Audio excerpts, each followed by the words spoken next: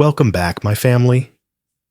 Before we dive into tonight's creepy little journey, make sure to like the video, subscribe to the channel, and share this with someone who loves a good scare before bed.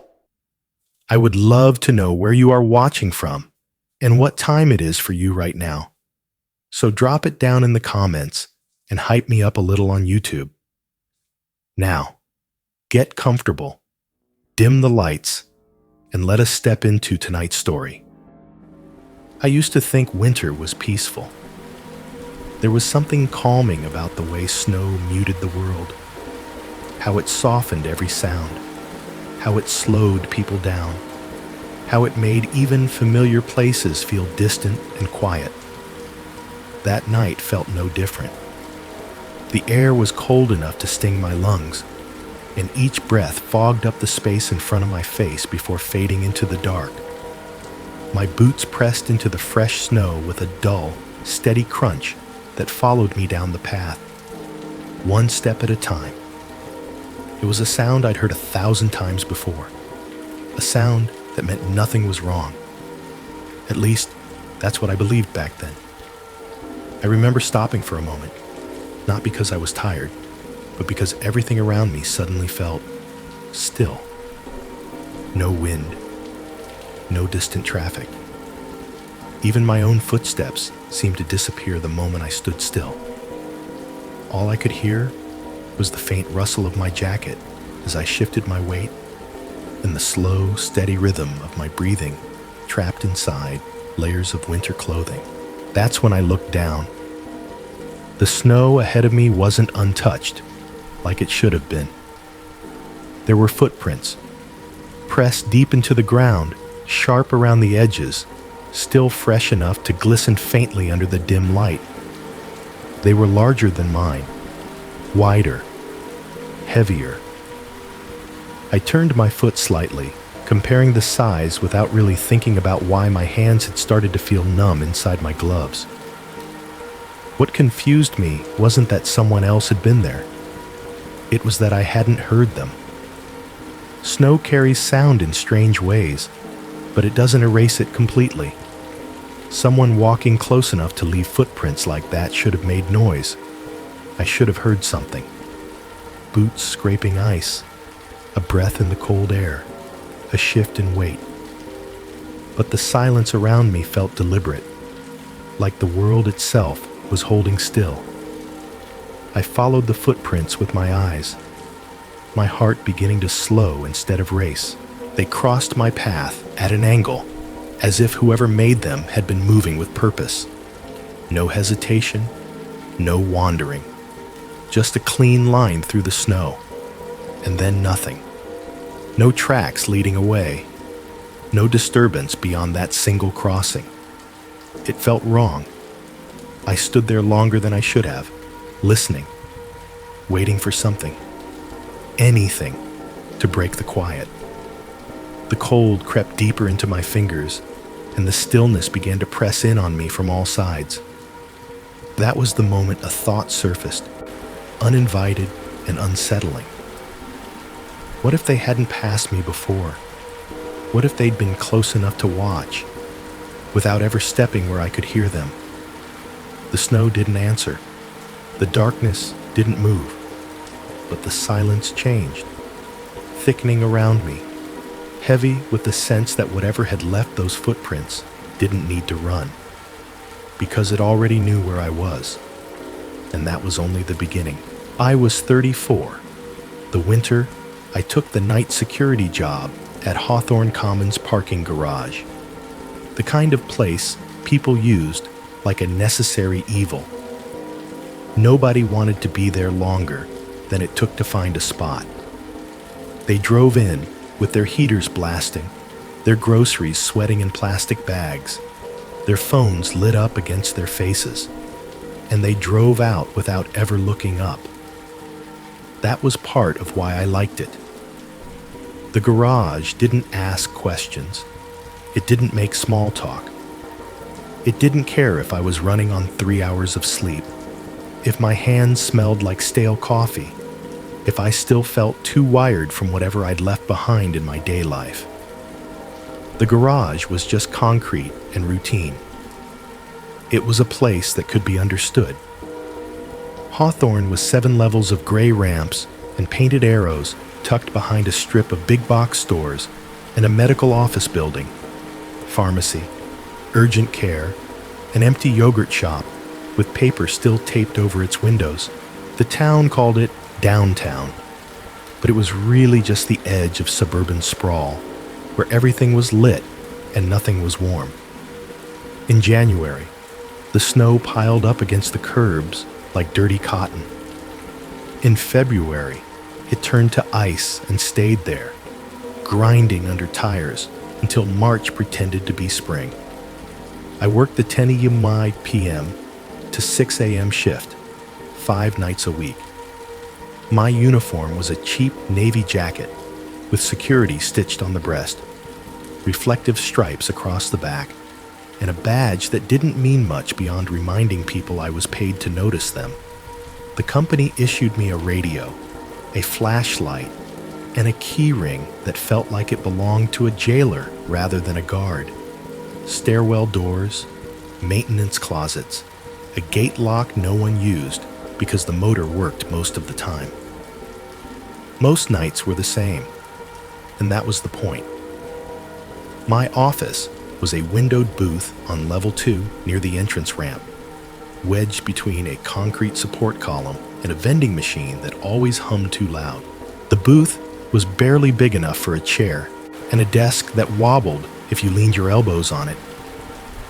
The glass was thick, smudged from years of fingerprints and salt spray. People had tried to clean it, but winter always won. Every time a car came in with slush packed into its wheel wells, it sprayed fine grit into the air and painted the lower walls with black snow. There was an old mini fridge under the desk, the kind that rattled every few minutes like it was trying to start a conversation. It never held much. 2 water bottles, an energy drink I kept telling myself I wouldn't touch.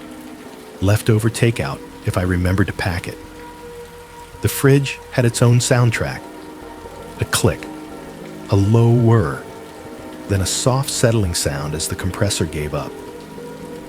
It was strangely comforting, like a heartbeat that didn't belong to me. The heating system in the booth was ancient, a wall unit that pushed lukewarm air in uneven bursts. The fan blades ticking slightly off balance. It made the kind of white noise you only notice when it stops, like the world holds its breath. I kept it running even when it dried my throat out, because silence at 3 a.m. was never truly silent. It was the hollow kind, the kind you could fall into if you stared at it too long. Outside, the garage lighting cast everything in that sickly sodium glow, yellow-orange, like old streetlights, like a bruise that refused to heal. It didn't make things brighter so much as it made them look wrong. White cars looked the color of cigarette paper. Snow looked gray. Skin looked tired. I had my own little ritual. The night shift runs on rituals, or it eats you alive. At 10:05, after the day guard left, and the gate arm dipped behind their taillights, I'd lock the booth door and make a cup of coffee from the communal pot in the maintenance room. The coffee was always burnt. Always. It had the smell of something cooked too long and forgotten, like a warning you couldn't quite translate. I drank it anyway because it kept my hands warm, and because holding a paper cup gave me something to do with myself. Then I'd sit and watch the monitors. We had 12 camera feeds split across 2 screens, entry ramp, pay kiosks, stairwells, each level's main lane, and 1 wide shot of the top floor where the wind cut through like a knife. The camera system was old enough that the image had a faint grain even when it worked perfectly. In the winter, condensation sometimes ghosted across the lenses. If someone parked too close to a wall light, their car became a white smear on the screen. I knew every angle the cameras could see. I knew where the blind spots were too, though they didn't bother me. Blind spots exist everywhere. Between buildings, behind dumpsters, in the corners of grocery store aisles. You learn to live with them. You learn to trust that you don't need to know everything. That winter, I needed predictable. I needed boring. My life outside the garage had been loud, not in the literal sense, but in the way everything felt like it demanded my attention at once. Bills, a car that always needed something, a phone that never stopped lighting up with notifications I didn't want to answer. The garage gave me long stretches of nothing, and I told myself nothing was healing. By midnight, the lot was mostly empty. A few employee cars stayed overnight. Nurses from urgent care, someone from the late-night cleaning crew, a beat-up silver pickup that showed up once a week and parked in the same corner on level 4 like it was claiming territory. I recognized it by a dent above the rear wheel and a faded sticker that said, "Support local firefighters." I never saw the driver, but the truck's presence felt familiar, like a neighbor you didn't talk to. Somewhere around 12:30, the last of the shoppers left. Their tires made that wet squeak on the ramp as they descended, and the gate arm lifted with a hydraulic sigh. The sound traveled up through the concrete in a way you could feel in your teeth if you were paying attention. After that, the garage settled into its night posture, static, waiting. I did my first walkthrough at 1 a.m. Exactly, mostly because the policy manual said I had to, and partly because moving kept the cold out of my bones. I pulled on my knit cap, clipped the radio to my shoulder, and stepped out of the booth into the open air. The change in temperature hit like a slap. The booth heat was weak, but it was something. Out there, the cold seeped through everything.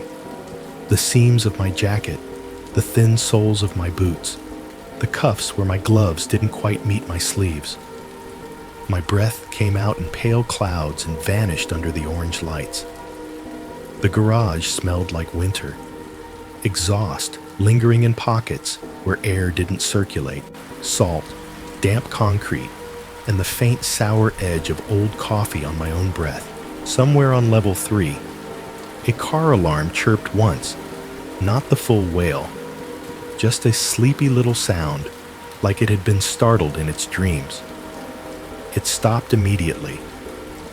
I paused and listened, because habit makes you listen even when you don't expect to hear anything. The only steady sound was the ventilation system, a deep, low hum that lived inside the walls. When the wind hit the open sides of the garage, it made the metal safety rails creak, slow and complaining, like an old house shifting. I walked the perimeter, shining my flashlight into the usual places. Behind the stairwell doors, near the electrical closet, beside the dumpsters where people sometimes cut through to smoke. The beam made the concrete walls look wet even when they weren't. Every reflective surface bounced back a hard white glare. License plates, side mirrors, the little silver flecks in painted parking lines. Everything was normal. And yet, maybe it was the cold. Maybe it was the late hour. I had this brief, stupid thought that the garage was holding on to its quiet a little too tightly, like it didn't want to let it go. I told myself I was tired. I told myself I was bored. Back in the booth, I set my coffee down and stared at the monitors until my eyes stopped trying to turn the grainy shadows into shapes. The mini fridge clicked and rumbled. The heater pushed out its uneven breath. Outside, the sodium lights buzzed faintly, the sound just barely there if you listened for it. Boring, safe, routine. That's what I thought that night. That's what I needed to believe. Right up until the moment the routine stopped feeling like mine. Routine was the thing that kept the nights from stretching too wide. Every 20 minutes, no sooner, no later, I checked the cameras. I didn't need a timer anymore. My body knew when it was time. There was a subtle restlessness that crept into my shoulders, a tightening behind my eyes, like an internal clock clicking forward. I'd sit up straighter in the chair, roll my neck once, and let my gaze drift back to the monitors. 12 feeds, 2 screens, same order, every time. Entry ramp first. I scanned for headlights, for the brief flare of white as a car dipped down from the street. Most of the time, there was nothing, just wet concrete reflecting the sodium lights, the gate arm resting like a tired limb. Then the pay kiosks, their screens glowing a dull blue, even when no one was there to use them. The stairwells came next. I lingered on those a second longer than the rest. Stairwells were where people liked to stand when they didn't want to be seen. They were also where the echoes lived, multiplying every small sound until it felt like something bigger. Level by level, I moved through the feeds, letting my eyes skim the familiar shapes. Support columns, painted arrows, the same oil stains that never quite washed away, even after the city sent someone through with a pressure washer. On the top level, the wind shook the railing again, a long metallic groan that I could almost feel through the screen. Then I'd start over. When you do something often enough, it stops feeling like work and starts feeling like proof. Proof that time is passing the way it's supposed to. Proof that nothing has slipped out of place. Between camera checks, I filled out the logbook. It was a thick binder with lined pages that smelled faintly of dust and ink. Management wanted everything written down. Times, license plates, notes about anything even slightly unusual. I took the job seriously, maybe more seriously than it deserved. There was comfort in neat handwriting, in making sure every number was legible. I'd step out of the booth with my pen tucked behind my ear and make a slow loop of the nearest levels, flashlight in hand. When I spotted a parked car, I wrote the plate down without really thinking about it. The act itself mattered more than the information. It grounded me. Some plates became familiar. A blue sedan that showed up every Tuesday and Thursday, always on level 1 near the elevator.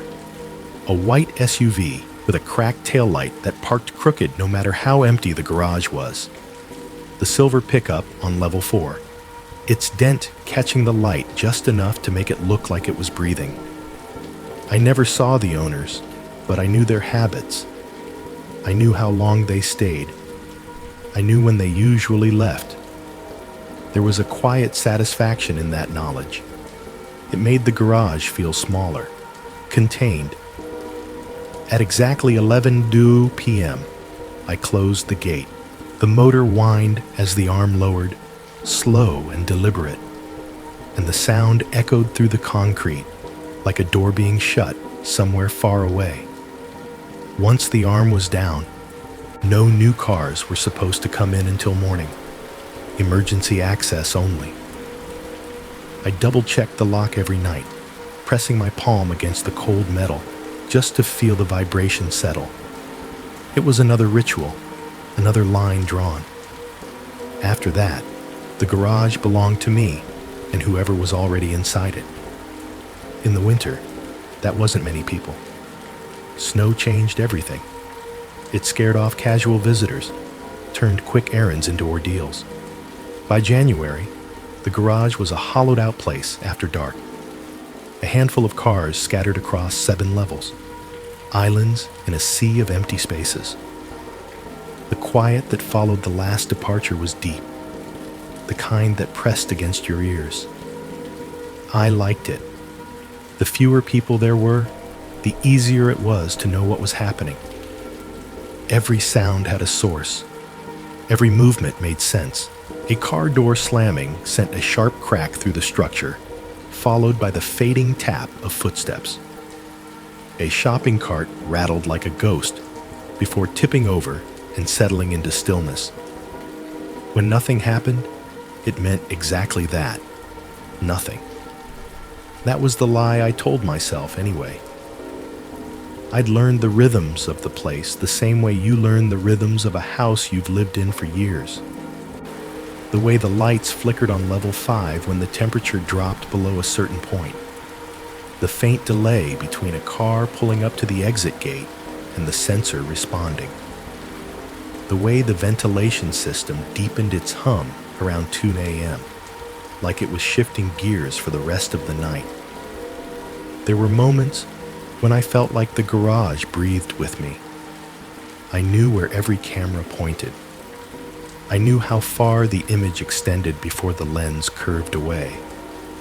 I knew which corners always looked darker than they should, no matter how recently the bulbs had been changed. I'd caught coworkers staring at the monitors with unease, shifting in their seats, but I never understood it. I know this place better than anyone, I'd told one of them once, half joking. If something was wrong, I'd see it. I believe that. Belief has a texture. It's smooth. It doesn't snag on doubt. When I sat alone in the booth, watching the feeds cycle through the same empty patterns, I felt wrapped in that smoothness, protected by familiarity. Winter nights stretched long, but they weren't lonely. Not really. They were full of small, steady things. The click of the pen as I capped it, the soft scuff of my boots on concrete, the low rush of air through vents that never quite closed. I'd sip my coffee and grimace at the bitterness, letting the heat settle in my chest. Sometimes I talked out loud to myself, just to hear a human voice. Nothing important, just reminders. Camera check, log update, stairwell next. My words sounded strange in the open space, thinner than they did at home. They didn't echo the way I expected. They were swallowed quickly, like the garage was absorbing them. I didn't think much of it. At around 1:40 a.m., I usually felt the first dip of the night. That heavy-lidded moment when your brain tries to convince you it would be easier to stop paying attention. That was when routine mattered most. That was when I forced myself to stand, stretch, and start the cycle again. Cameras, logbook, walkthrough. Each time I completed the loop, it felt like resetting something, like pressing a button that said still safe. The winter made it easier to believe that nothing could slip past me. Snow left evidence. Cold discouraged lingering. The emptiness felt honest, like a cleared stage after the actors had gone home. I knew every entrance, every exit, every place someone could hide, and every place they couldn't. That certainty was a comfort. A heavy blanket pulled up around my shoulders against the cold. It never occurred to me that comfort could be mistaken for control. And it never crossed my mind, standing there in the booth, the monitors glowing softly in the dark. That routine doesn't just keep watch over a place. Sometimes it teaches others how to watch you back. It happened so quietly that at first I didn't even register it as a problem. I was midway through another 20-minute camera cycle, pen in hand, eyes moving from feed to feed in the same practiced order. Entry ramp, empty. Pay kiosks, blue glow, no motion. Stairwell doors, closed, still. I was already half thinking about refilling my coffee when the level 2 wide shot pulled my attention back like a hook catching cloth. A car. It wasn't unusual to see a late arrival even after the gate came down. Sometimes a nurse ran long. Sometimes a janitorial crew showed up with a key card. Sometimes someone tailgated a departing vehicle and slipped in before the arm lowered again. I dealt with all of that. It was annoying, but it wasn't frightening. This was different for a smaller, dumber reason. The car was parked wrong, not crooked, not lazy. Wrong as in, deliberately placed where it didn't belong. It sat near the far end of level 2, angled slightly toward the inner wall. Not inside a space, but just beyond the painted lines, tucked close to a support column like it was trying to become part of the concrete. The shape of it was ordinary, mid-size sedan, dark color that the sodium lights turned into a muddy gray. But the way it was positioned made my stomach tighten in a way I couldn't explain. I leaned closer to the monitor until the pixels softened at the edges. The camera wasn't great, but I could make out the details that mattered. The car wasn't blocking traffic, not enough to trigger an alarm or a complaint, yet it was absolutely not where any reasonable person would leave a vehicle. It looked like someone had parked with the intention of not being seen at first glance. A flicker of irritation rose in me. I reached for the logbook, already thinking of the practical steps. Plate number, time, note it. Maybe I'd walk out, leave a warning sticker, call it in if I had to. Routine made every problem feel solvable. But when I shifted to the next camera angle, the one that should have covered the adjacent lane, the car slipped partially out of view. I frowned and clicked back. Level 2, wide shot. There it was. Then the camera on the opposite corner. Only the rear quarter visible, the rest hidden behind the column. I switched to the stairwell feed closest to that end. The door was in frame, closed, with the dim reflection of the yellow lights on the metal handle. No movement. I sat back and exhaled slowly through my nose, annoyed at myself for feeling unsettled over something so small. The car was still a car. The garage was still the garage. Everything had a place, and if something was out of place, I could handle it. I checked the entry camera again, scrolling back through the last half hour of footage. The system let me scrub through time in choppy increments, a stuttering rewind of headlights and shadows. I expected to see the sedan roll in at some point, its taillights blinking as it turned into level 2. I didn't. I rewound farther. 40 minutes. An hour. The gate arm lowering at 11. A couple of employees leaving after midnight. A delivery van circling before exiting. No sedan. That should have been impossible. If a car was in the garage, it had to have come in through the entrance ramp or the emergency access gate, both covered by cameras, both tied to a log. I opened the binder and flipped to the most recent entries. 11 Mile PM, gate closed. 11:12, blue SUV exited. 12:07, staff badge used at entry. 12:18, janitorial cart noted on level 1. My handwriting was neat, my notes precise. Nothing about a sedan. No plate number that matched. No unknown vehicle alert. I stared at the blank space where the information should have been, and the irritation inside me shifted into something colder. Something was off. Not in a dramatic way. Not yet. More like the way you notice your house key feels different in your pocket, and you don't know why, until you realize it isn't your key at all. That small moment of confusion that makes you pause. I told myself there were explanations. The camera could have lagged. The footage could have glitched. Maybe the car had arrived during one of the brief times the entry feed skipped. Those little hiccups I'd seen before and never bothered to report because they always corrected themselves. So I did what I always did when I didn't want to admit I was uneasy. I made it procedural. I grabbed my jacket, clipped the radio to my shoulder, and stepped out of the booth with my flashlight. The air hit my face like a cold sheet. My boots scuffed against the concrete, the sound echoing softly along the empty lane. I kept my pace steady, not hurried, not hesitant, because there was a pride in moving like you belonged. As I walked, I kept glancing toward the far end of level 2, where the car sat. In the sodium light, it looked even more ordinary in person, just a shape crouched near the column. No engine noise, no exhaust plume, no interior glow. For a few seconds, I felt foolish. Then I reached the point where the painted lines ended and the support column rose up beside it, and I realized why the camera view had been wrong. The car had been placed in a slice of space that wasn't truly covered.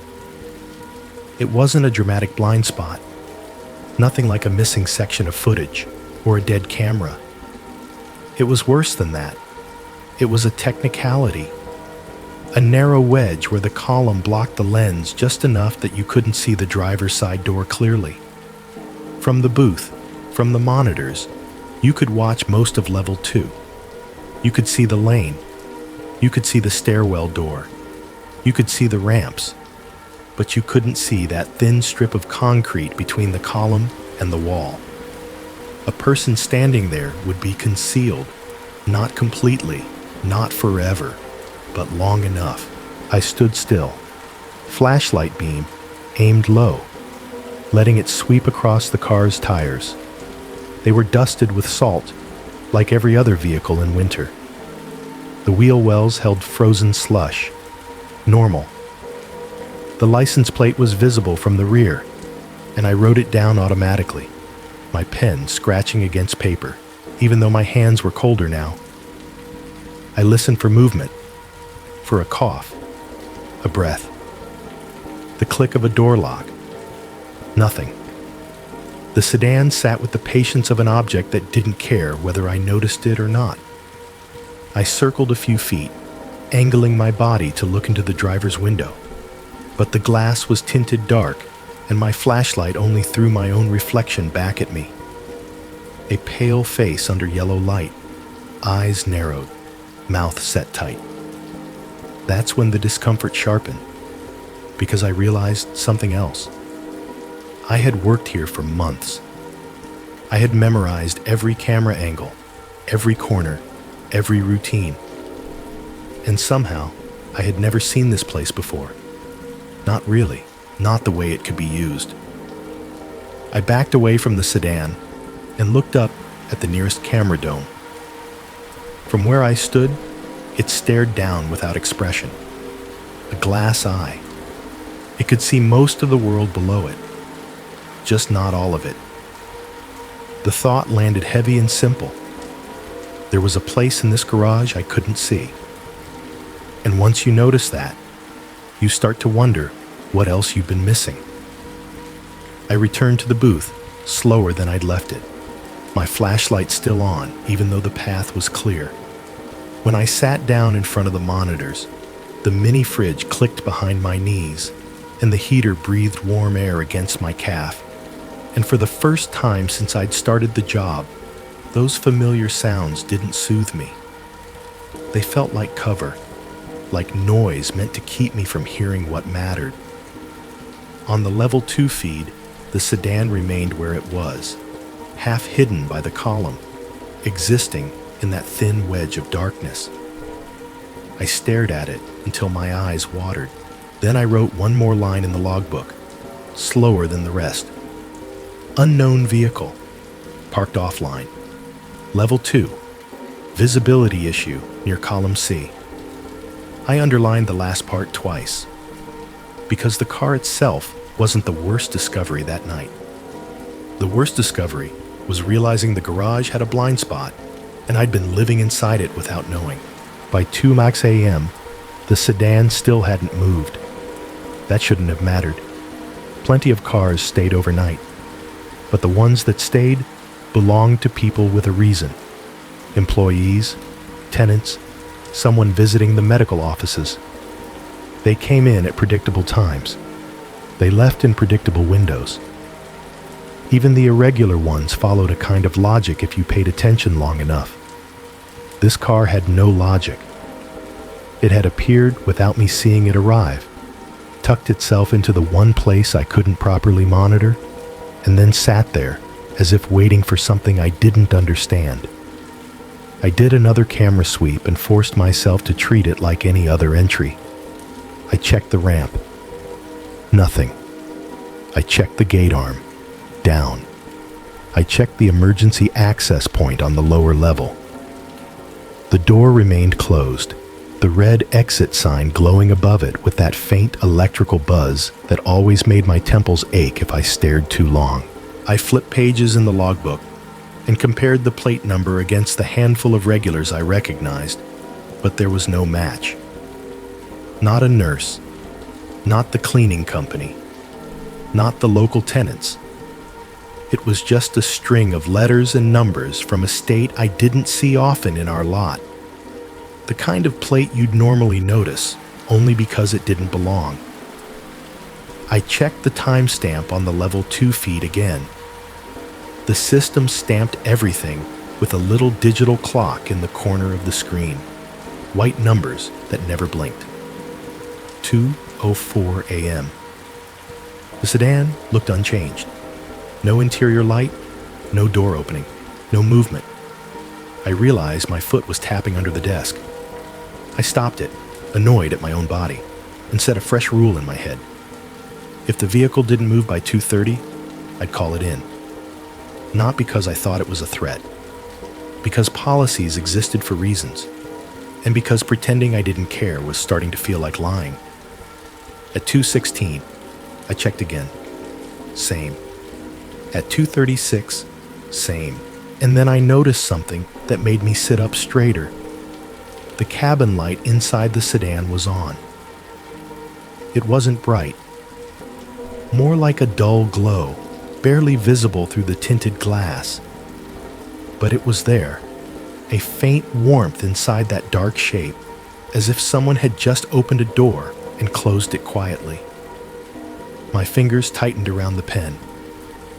Cabin lights don't turn on by themselves. Not unless a door opens. Not unless someone shifts inside. Not unless there's a fault in the wiring. And even then, it's usually accompanied by other signs, other quirks, a dead battery, something you can explain. I watched the screen, holding my breath without realizing it, waiting to see the light click off again. It didn't. I zoomed in until the image broke into grainy blocks. In the glow, I could just barely make out the outline of the front seats, the headrests like dark silhouettes. For a long moment, I couldn't tell if there was anyone inside or if my brain was trying to create a person out of shadows. Then the glow shifted slightly, as if something had moved between the light and the dashboard. It was subtle. So subtle, I could have convinced myself it was compression lag. But my stomach tightened again, hard and immediate. I checked the logs. No record of entry. No door swipe. No gate lift. Nothing that explained why a car I hadn't seen arrive was now lit from within, on a level that was otherwise empty. That was the moment I stopped thinking in terms of vehicles and started thinking in terms of time. I wrote the minute down. 2:37, cabin light on. Then I wrote the next one. 2:38, still on. I kept writing as if the act could control what I was seeing, as if documentation could make it behave. The heater in the booth clicked and surged, pushing out a warmer gust of air that carried the stale scent of old coffee and plastic. The mini fridge rattled, a nervous little tremor. Outside, the sodium lights buzzed in their steady, indifferent way. And on the screen, in the one wedge of the garage I couldn't truly see, that car sat with its light on, like a signal. I looked down at my logbook and realized my handwriting had changed. The letters were tighter, sharper, pressed deeper into the paper. The thought I didn't want to name crept up anyway. If I couldn't see that space clearly, neither could I see what was happening inside it. I reached for the radio, thumb hovering over the call button, the desire to hear another human voice, suddenly urgent. But I stopped myself. The worst thing about working nights wasn't being alone. It was the way calling for help too early made you look foolish, like you couldn't handle the job, like you were making a big deal out of nothing. So I didn't call. I watched, and in the quiet, with the faint glow from the sedan holding steady in that blind slice of concrete, I realized something else, something that made my throat go dry. If someone wanted to be seen, they could park anywhere. If someone wanted to avoid being seen, they'd park exactly there. And that meant this wasn't random. It was intentional. It was a pattern I hadn't understood yet. And once a pattern starts, the only question is how far it's willing to go before it reveals what it wants. Sound behaves differently at night. I had learned that early on in this job, but that winter night was the first time it truly unsettled me. During the day, noise in the garage had weight to it. Engines, doors slamming, voices bouncing off concrete in sharp, familiar ways. At night, especially in winter, sound thinned out. It stretched. It lingered longer than it should, then vanished without warning. I was watching the level 2 feed when I noticed the first problem with the audio. At first, it was barely noticeable. Just a faint hiss leaking from the overhead speaker mounted above the monitors in the booth. The public address system was old, rarely used, and usually dead silent unless someone hit the emergency call button or management tested it during business hours. That hiss wasn't unusual on its own. Electronics aged, wires loosened. I'd heard worse, but this was different. The sound wasn't constant. It pulsed. A soft crackle, then silence, crackle again. Longer this time, followed by a low, uneven buzz that made my teeth itch. I glanced up at the speaker, half expecting to see the grill vibrating. It wasn't. The noise seemed to come from nowhere and everywhere at once, filling the booth in a way that felt invasive. I leaned closer to the desk and checked the audio panel beneath the monitors. The indicator lights glowed steady green. No alerts. No active channels. The hiss cut out abruptly, leaving behind a vacuum of quiet so complete it made my ears ring. For a second, all I could hear was my own breathing and the faint hum of the heater behind me. Then the speaker crackled again. This time, it almost sounded like someone had tried to speak. Not words, just the suggestion of them. A warped, half-formed sound buried beneath static, like a voice caught underwater. I swallowed and cleared my throat, the noise too loud in the small space. "Testing," I said into the radio, more for my own comfort than anything else. My voice came back through the radio speaker on my shoulder, clean and immediate, normal. The overhead speaker remained silent. I told myself it was interference. Weather-related, maybe. Cold messed with electronics all the time. I made a mental note to mention it in the morning and turned my attention back to the cameras. That's when I noticed the delay. I'd been leaning forward in my chair, elbows on the desk. When I shifted my weight back, the movement echoed on the screen a heartbeat later. Not my reflection, but the way the image itself responded. I frowned and moved my hand in front of the nearest monitor, waving slowly. The motion appeared on screen a second after I'd already stopped. I did it again. Same result. 1, 2, then movement. My pulse picked up. The camera system wasn't live anymore. Not exactly. It was close enough that most people wouldn't notice, but once you did, it was impossible to ignore. A 1 to 2 second lag sat between reality and what I was seeing, like the garage was hesitating before showing itself to me. I checked the timestamp in the corner of the feed. It still ticked forward normally. Seconds changed, minutes rolled over, but the image felt wrong, like it was arriving late, like a story being told after the fact. I ran through possible explanations: network issue, system load, a temporary glitch. The rational part of my brain lined them up neatly, trying to box the feeling growing in my chest. Then I heard footsteps. At first, I thought it was my imagination, a phantom sound created by too much caffeine and not enough sleep. I held still, listening past the hum of the heater, past the faint buzz of the lights outside. There it was again. A soft, deliberate tap. Tap. Tap. Echoing from somewhere below the booth. Footsteps on concrete. They were distant, but clear enough that I could picture them. The hollow sound of boots striking the garage floor, each step bouncing off pillars and walls before returning to me slightly distorted. The rhythm was unhurried. Not someone running. Not someone pacing. Someone walking. I turned my head toward the window, peering out into the open levels beyond the booth. Level 2 stretched out empty under the sodium lights. No movement. No shadows shifting. Just parked cars and concrete. The footsteps continued. Tap. Tap. Tap. I reached for the camera controls and switched between feeds, scanning quickly now. Level 1. Empty. Level 3. Empty. Stairwell cameras showed closed doors and still air. No flicker of motion. No sign of anyone moving through the space. The sound echoed again. Closer this time. Or maybe just louder.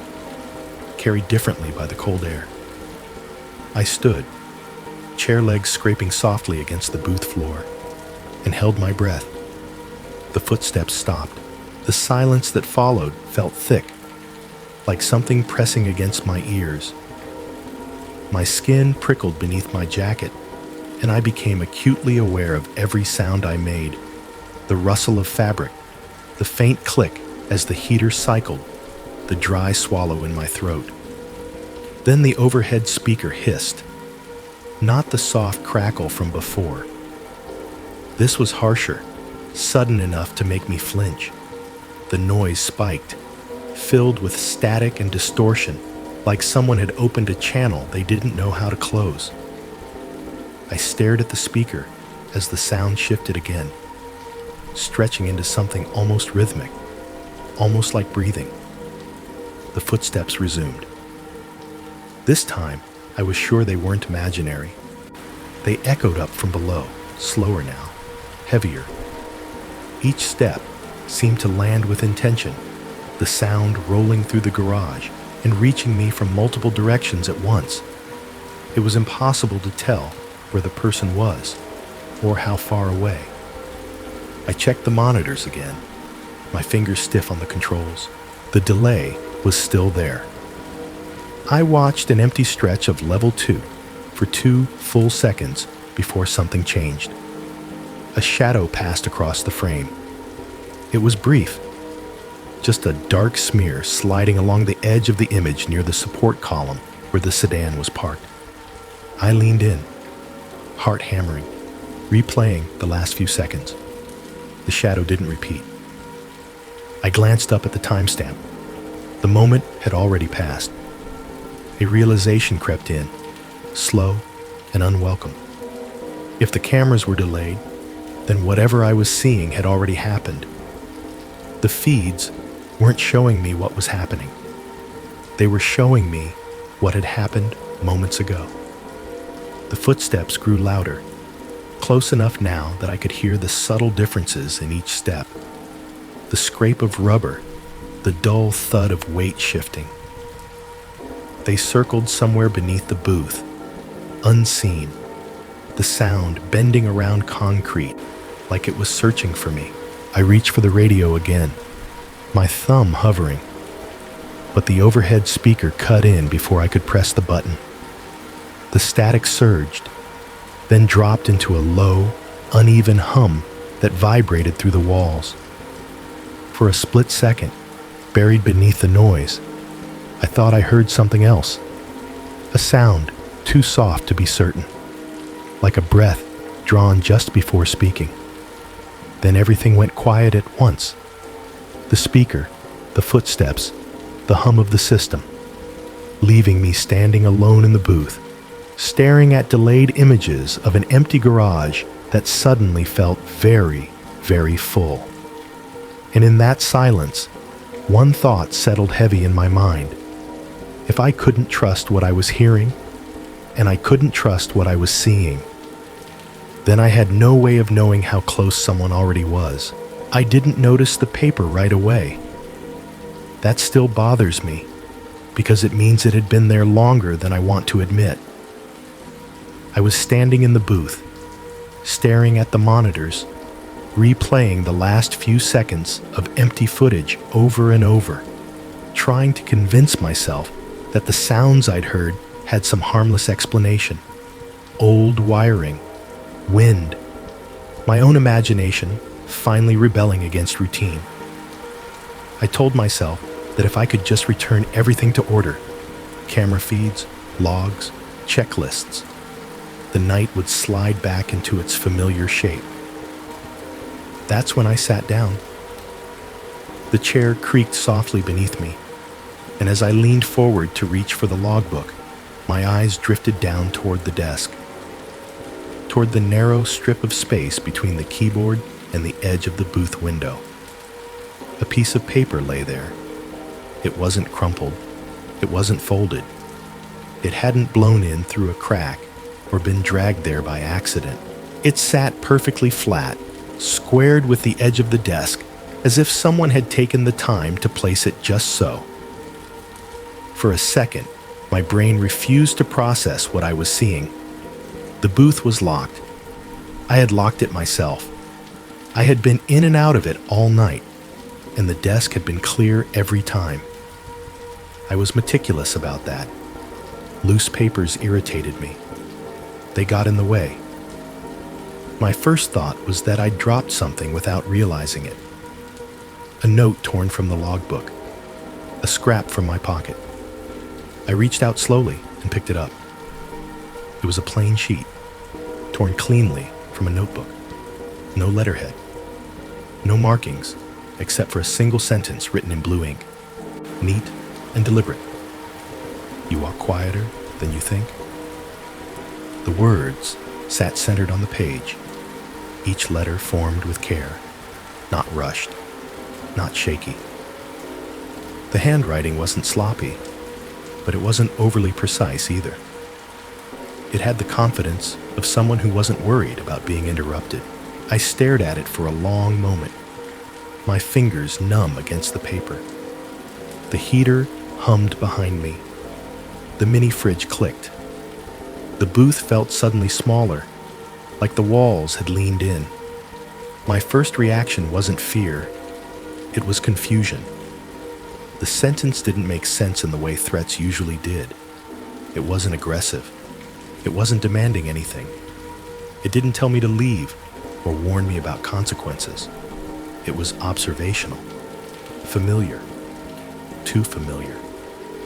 I read it again, slower this time, letting the words sink in. You walk quieter than you think. Not walk quietly, not I can't hear you, but quieter than you think, as if I had an opinion about my own footsteps that someone else had quietly corrected. A memory surfaced uninvited. The way I moved through the garage during my walkthroughs. The habit I developed of placing my feet carefully, heel to toe, to keep my steps from echoing too loudly. Not because I was sneaking, but because the sound bounced unpleasantly off the concrete if I didn't.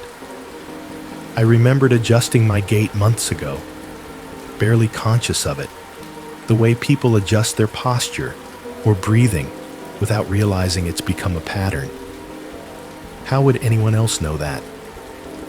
I looked up from the paper, my gaze sweeping the booth. The door was still closed, the lock engaged. The glass reflected my face back at me, pale and tense under the yellow light. There was no one outside the window, no shadow shifting in the corner of my vision. I checked the desk again. Nothing else had changed. My pen lay where I'd left it. The logbook was open to the last page I'd written in. My underlined note about the visibility issue still staring back at me. I tried to think practically. Someone could have slipped the paper under the door earlier, I told myself. During a walkthrough. During one of the times I'd stepped away. Maybe I'd missed it in the dark, but the thought fell apart as soon as it formed. The door didn't have a gap. The booth was sealed tight against the cold, and even if someone had managed to slide it inside, they would have had to know exactly when I wouldn't be looking. The implication settled heavy in my chest. Someone knew my routine. They knew when I checked cameras. They knew when I left the booth. They knew when I came back. They knew how I moved. I lowered myself back into the chair, the paper still clenched in my hand, and forced myself to breathe evenly. Panic wouldn't help. Panic never helped. I had dealt with strange people before. Drunks, vandals, someone sleeping in a stairwell. This was different, but different didn't automatically mean dangerous. Still, my eyes kept drifting to the monitors.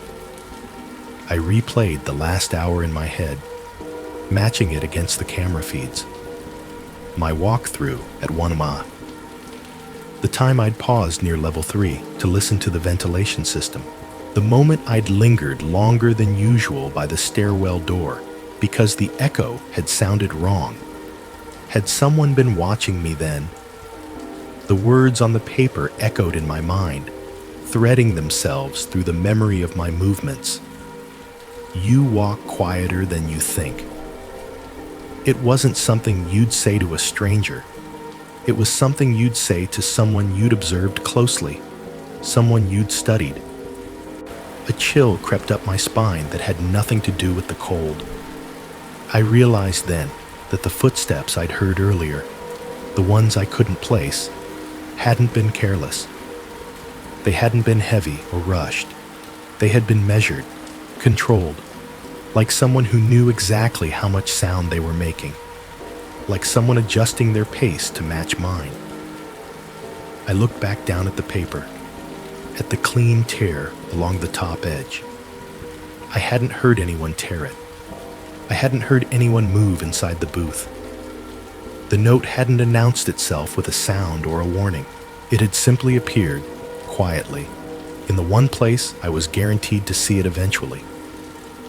A message meant to be found, not delivered.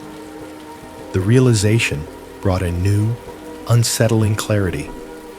This wasn't an intrusion. It was communication.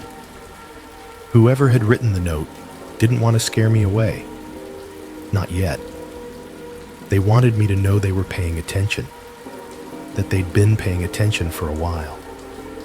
I thought back to the blind spot on level 2, to the sedan tucked neatly into that narrow slice of space, to the cabin light glowing on without explanation, to the delayed camera feeds and the way sound had started to feel unreliable.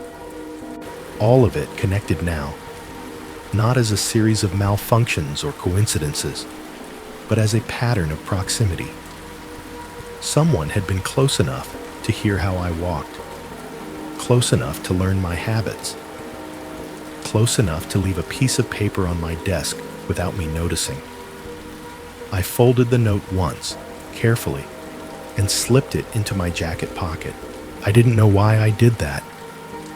Maybe some instinct told me not to leave it out, not to let it sit in the open like a challenge. The booth felt wrong after that, compromised. Every familiar sound seemed suspect. The heater's hum felt too loud. The fridge's rattle felt too sudden. Even my own movements sounded foreign to me, as if I were hearing them from the outside for the first time. I checked the cameras again, my eyes scanning every feed with new urgency. Everything looked the same. Empty lanes, parked cars. The sedan still half hidden behind the column, its light now off, the interior dark once more. But the comfort I'd once taken in that familiarity was gone, because now I understood something I hadn't before. This wasn't the first night I'd been observed. It was just the first night someone decided to let me know. I waited longer than I should have before leaving the booth. The note was still warm in my pocket, folded carefully like something fragile, and every time I shifted in the chair, I was reminded of it. The words pressed against my thigh through the fabric of my jacket, grounding me in a way I didn't like. They made the booth feel temporary, like a place I was only borrowing until someone else decided I didn't belong there anymore. Routine said I should go down. Procedure said I should verify the vehicle on level 2, confirm there was no one inside, document it properly. That was the job. That was what I'd always done. And yet I found myself stalling, checking the cameras again, rereading the last log entry, adjusting the angle of the desk lamp even though it was already fine. Eventually, I stood. The chair scraped softly across the booth floor, the sound louder than it should have been. I clipped the radio to my shoulder, tested the flashlight with a quick click, and pulled my jacket tighter around myself. The heater hummed behind me as I unlocked the door, a warm breath at my back that vanished the moment I stepped out. The air in the garage was sharper than before, the cold more aggressive. It crept in through the seams of my clothes and settled against my skin like a challenge. I closed the booth door and turned toward the stairwell, my boots echoing across the concrete with a hollow finality that made me acutely aware of how alone I was. The stairwell door was painted a dull institutional green, scuffed at the bottom from years of shoes and carts. A metal sign bolted to it read, "Stairs. No loitering." The letters scratched and dulled by time. I wrapped my gloved hand around the handle and hesitated, listening. Nothing.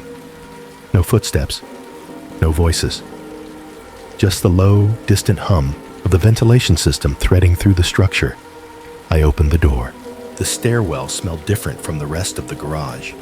Cooler, damper, like concrete that never quite dried. The sound changed instantly.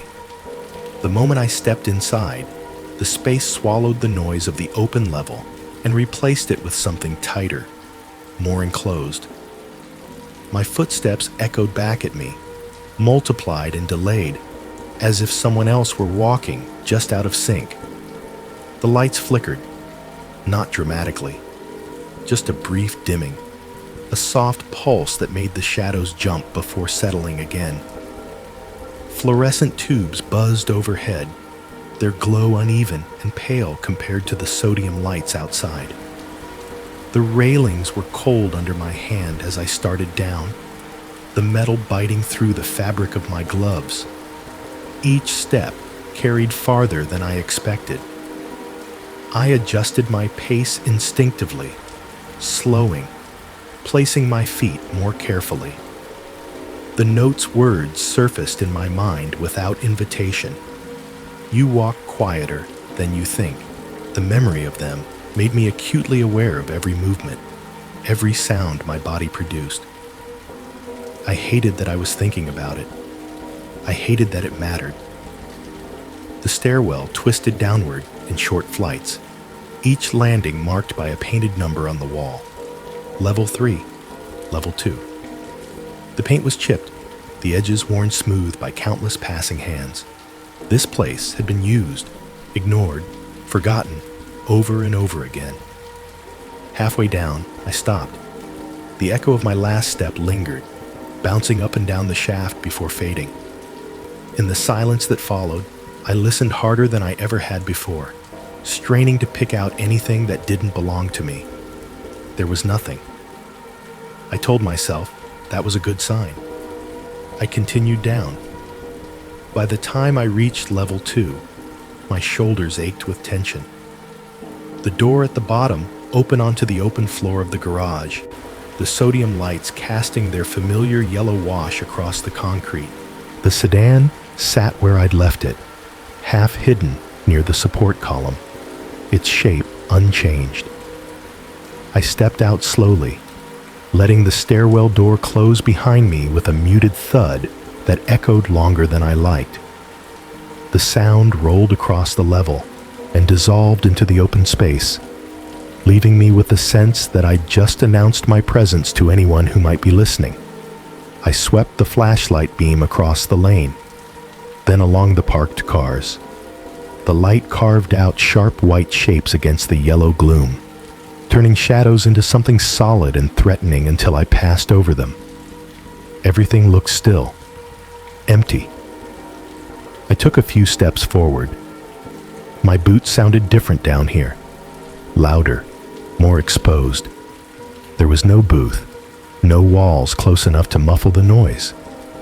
Each step felt like it traveled outward, touching every corner of the level before returning to me faintly distorted.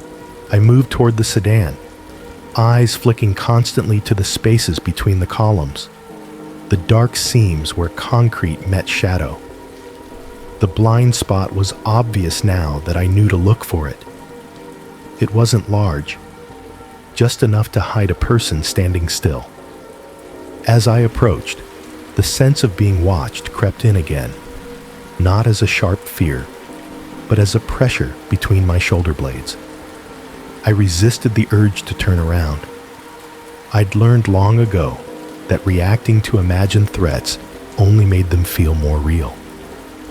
I circled the car slowly, keeping a few feet of distance. The flashlight beam traced the curve of the hood, the salt-streaked doors, the darkened windows. No movement, no sound from inside. The interior remained unlit, the cabin swallowed by tint and shadow. I checked the door handles without touching them, just close enough to see they were flush, locked. I crouched slightly to peer under the chassis, the beam catching the edges of the tires and the frozen slush clinging to the undercarriage. Nothing. No feet, no shifting shadows. For a moment, relief fluttered weakly in my chest. Maybe this was all it was. A strange parking job. A coincidence layered on top of my own overactive imagination. Maybe the note had been a prank, something left behind earlier that I'd somehow missed until now. Then I realized something else. The garage was too quiet. Not the normal late-night quiet I was used to. This was different. The ventilation system's hum felt distant, muted. The wind that usually slipped through the open sides of the structure was absent. Even the faint electrical buzz of the lights seemed subdued, like the sound had been turned down just enough to notice. I held my breath. The silence pressed in, thick and deliberate, and for the first time since I'd started the job, I felt exposed in a way I couldn't explain. There was too much space around me, too many places someone could be standing without making a sound. I turned slowly, scanning the level again. Rows of empty parking spaces stretched out under the lights, their painted lines fading into the distance. Columns rose at regular intervals, each one casting a long shadow that pointed away from the light source like a warning. I took a step back toward the stairwell. My boot scraped against the concrete, the sound sharp in the stillness. It echoed once, twice, then died. Nothing answered it. No footsteps, no movement, no sign that anyone else was sharing the level with me. And yet, As I stood there alone with the sedan in the shadows, the thought settled heavily in my mind. Just because I couldn't see anyone didn't mean I was the only one there. I backed away from the car, keeping my flashlight trained on the blind spot until the stairwell door was within reach. When I turned the handle and stepped back inside, the echo of the door closing behind me felt like relief and like a mistake. As I climbed back up toward the booth, my footsteps sounded louder than before, less controlled. The lights flickered again, briefly, and for a split second, I thought I saw movement reflected in the metal railing beside me. When I stopped and looked, there was nothing. By the time I reached the top, my heart was pounding hard enough that I could feel it in my throat. I locked the booth door behind me and stood there for a moment, hands still on the knob, listening to the sounds of the garage reassert themselves around me. The sedan remained on the monitor, unchanged. No one had confronted me. No one had revealed themselves.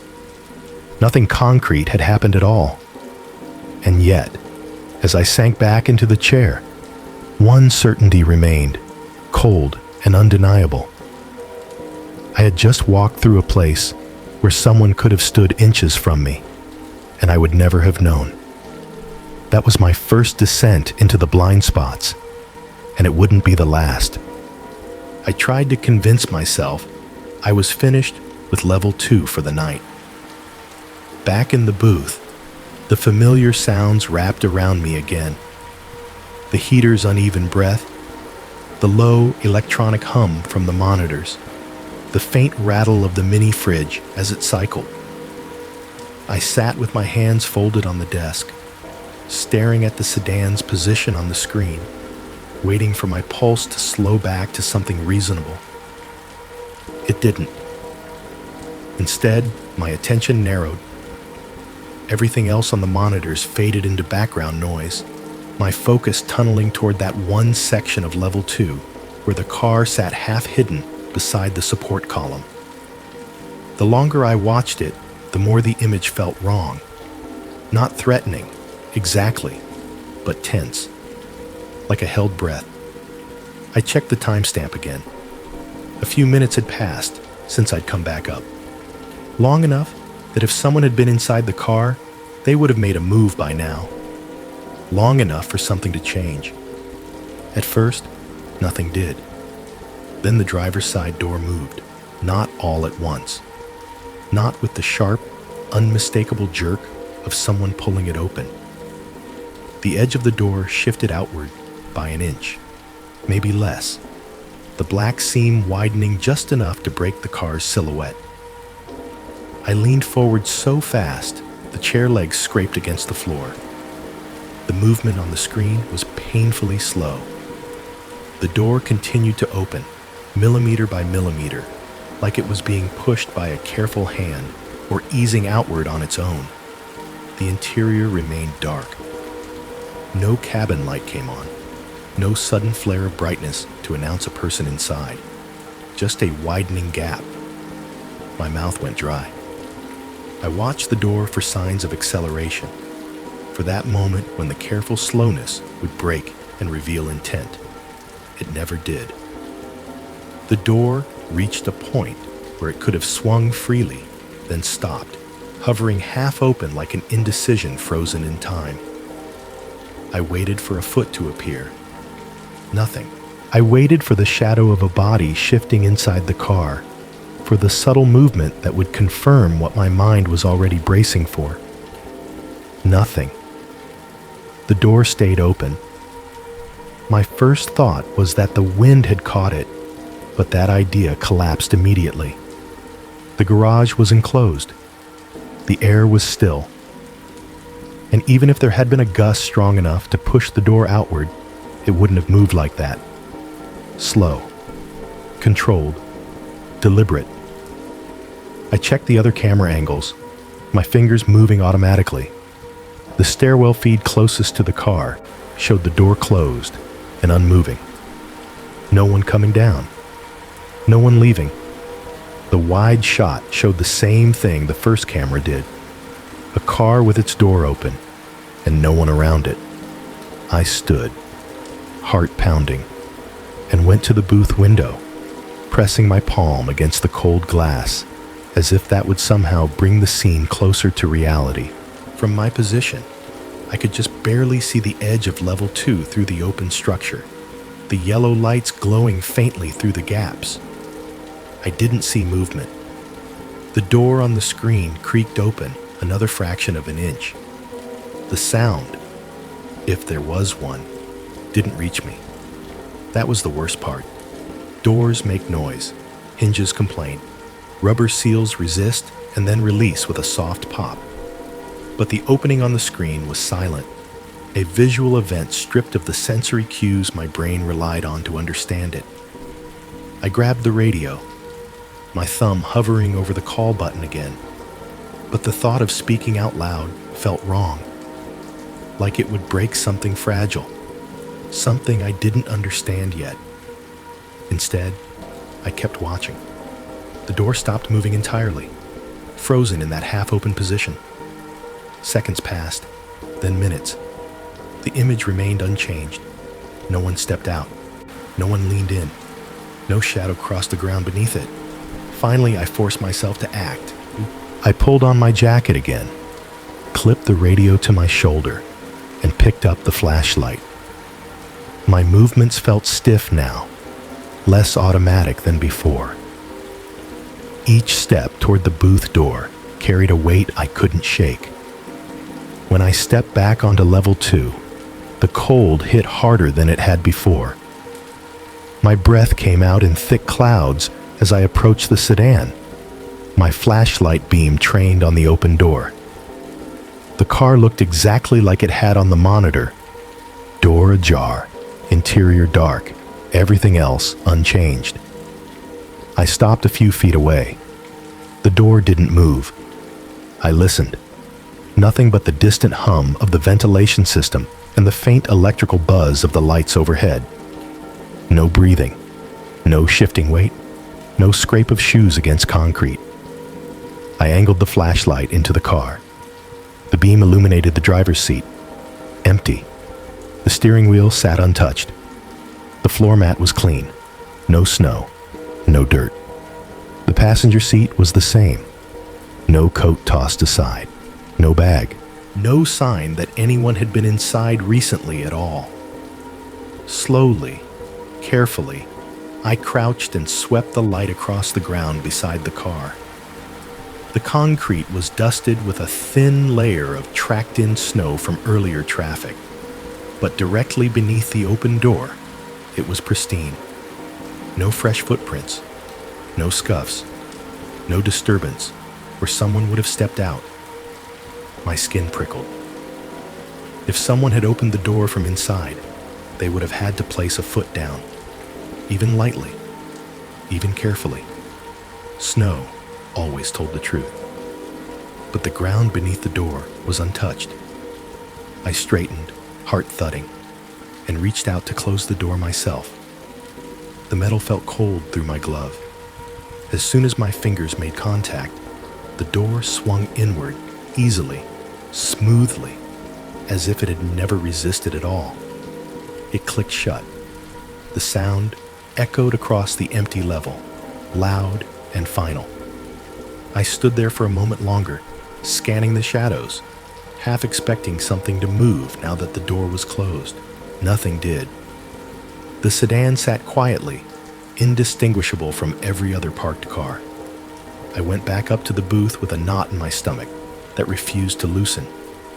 When I sat down, my hands shook slightly as I wrote in the logbook. 02:51. Vehicle door observed opening. No occupant found.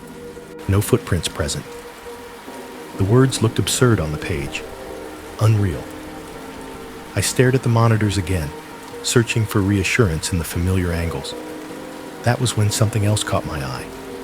On the level 2 feed, near the far edge of the frame, a shape stood where there hadn't been one before. At first, I thought it was a trick of the light. The camera image was grainy, the yellow glow flattening everything into shades of dull gray and amber. I leaned closer, squinting, telling myself it was just another shadow cast by a column, another artifact of the low-resolution feed. But the shape didn't behave like a shadow. It stood upright, narrow and vertical, positioned near the far stairwell, one that I knew, with absolute certainty, could not have been reached in the time since I'd returned to the booth. My pulse hammered in my ears as I checked the timestamp. Seconds ticked forward normally. No jump cuts, no missing time. I rewound the footage 10 seconds. The shape wasn't there. I played it forward again. There it was. A person, not moving, not shifting their weight, just standing, half turned toward the camera, their outline barely distinct against the concrete behind them. The angle was wrong for a clear view of their face, but I could see enough to know it wasn't an illusion. A head, shoulders, the suggestion of arms hanging at their sides. I scanned the other feeds frantically. The stairwell camera closest to that position showed nothing. Door closed, empty landing. The adjacent level showed no one passing through. There was no way for someone to have walked there without appearing on at least one other camera. Unless the cameras hadn't failed. Unless they'd been avoided. The realization crept in slowly, chilling me more than any sudden scare could have. I checked the system status panel again. All feeds active. No error messages. No drop connections. The delay I'd noticed earlier was still present, but it hadn't worsened. The system hadn't gone down. It had been navigated. I watched the figure on the screen for signs of life. After several long seconds, it moved, not stepping forward or backward, but shifting its head slightly, just enough to suggest awareness. The motion was small, almost polite, as if it knew I was watching. A surge of cold washed through me as another thought settled into place. The blind spot on level 2. The narrow wedge beside the support column. The place I'd stood earlier, realizing for the first time that the cameras didn't cover everything. From that blind spot, someone could step into view for a moment, then disappear again without ever being tracked. The figure on the screen took a step sideways. Just one.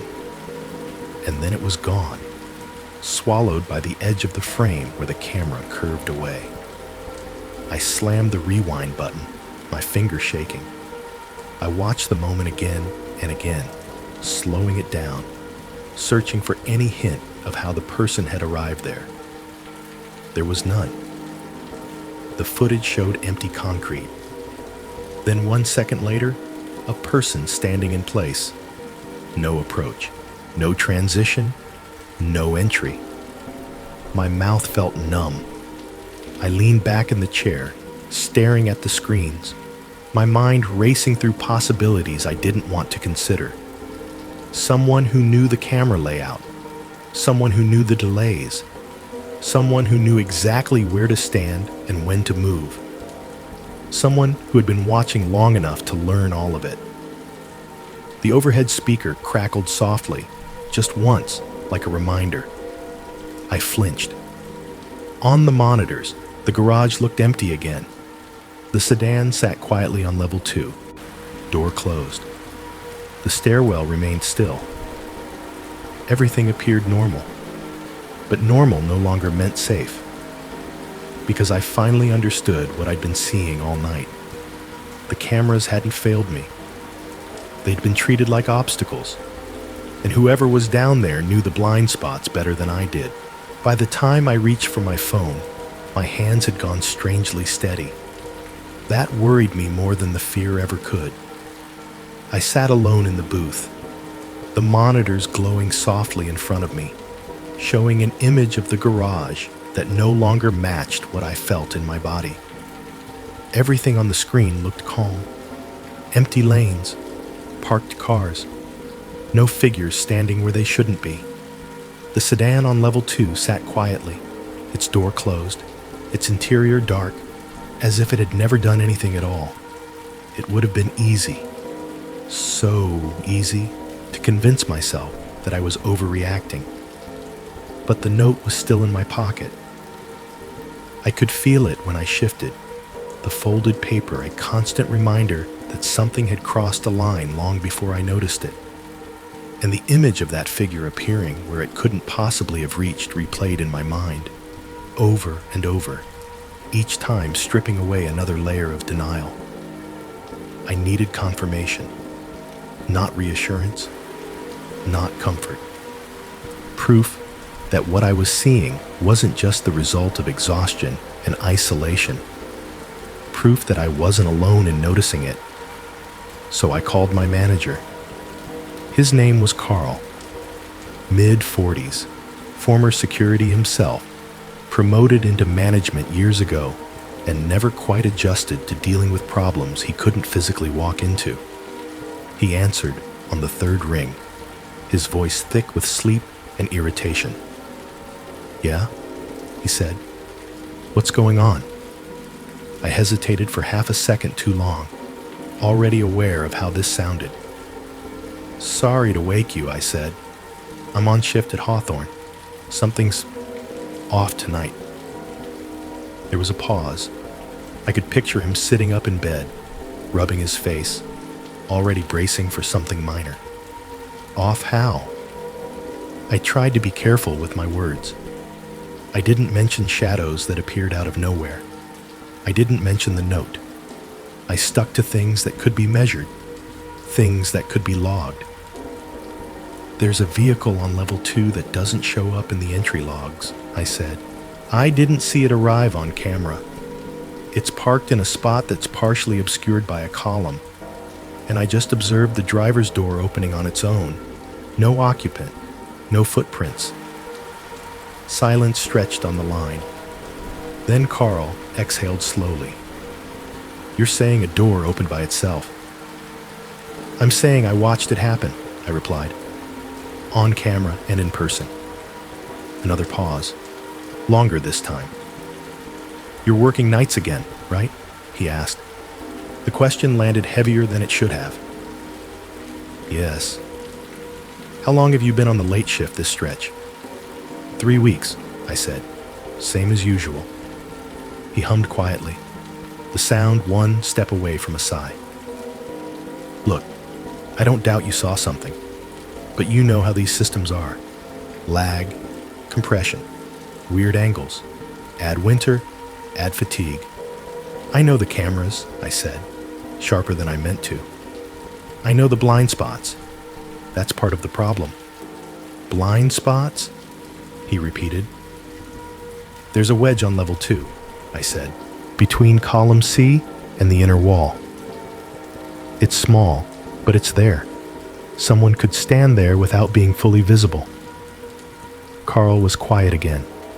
I could hear sheets shifting, the faint clink of something on a nightstand. "You've been doing a lot of overtime," he said finally. "You ever think maybe you're just wound up?" The words stung because they were reasonable. "I'm not panicking," I said. "I'm reporting an irregularity. That's my job." "Right," he said. "And you've done that. You wrote it in the log, correct?" "Yes." "Good. That's what it's there for." His tone softened slightly, taking on that managerial calm meant to de-escalate. "Here's what I want you to do. Finish your shift. Don't go down there again unless you see clear movement. In the meantime, take a breather, make some coffee, get off the cameras for a bit." I stared at the monitors as he spoke, my reflection faintly visible in the glass. "You want me to stop watching?" "I want you to rest your eyes," he corrected. "Night shift messes with people. You know that.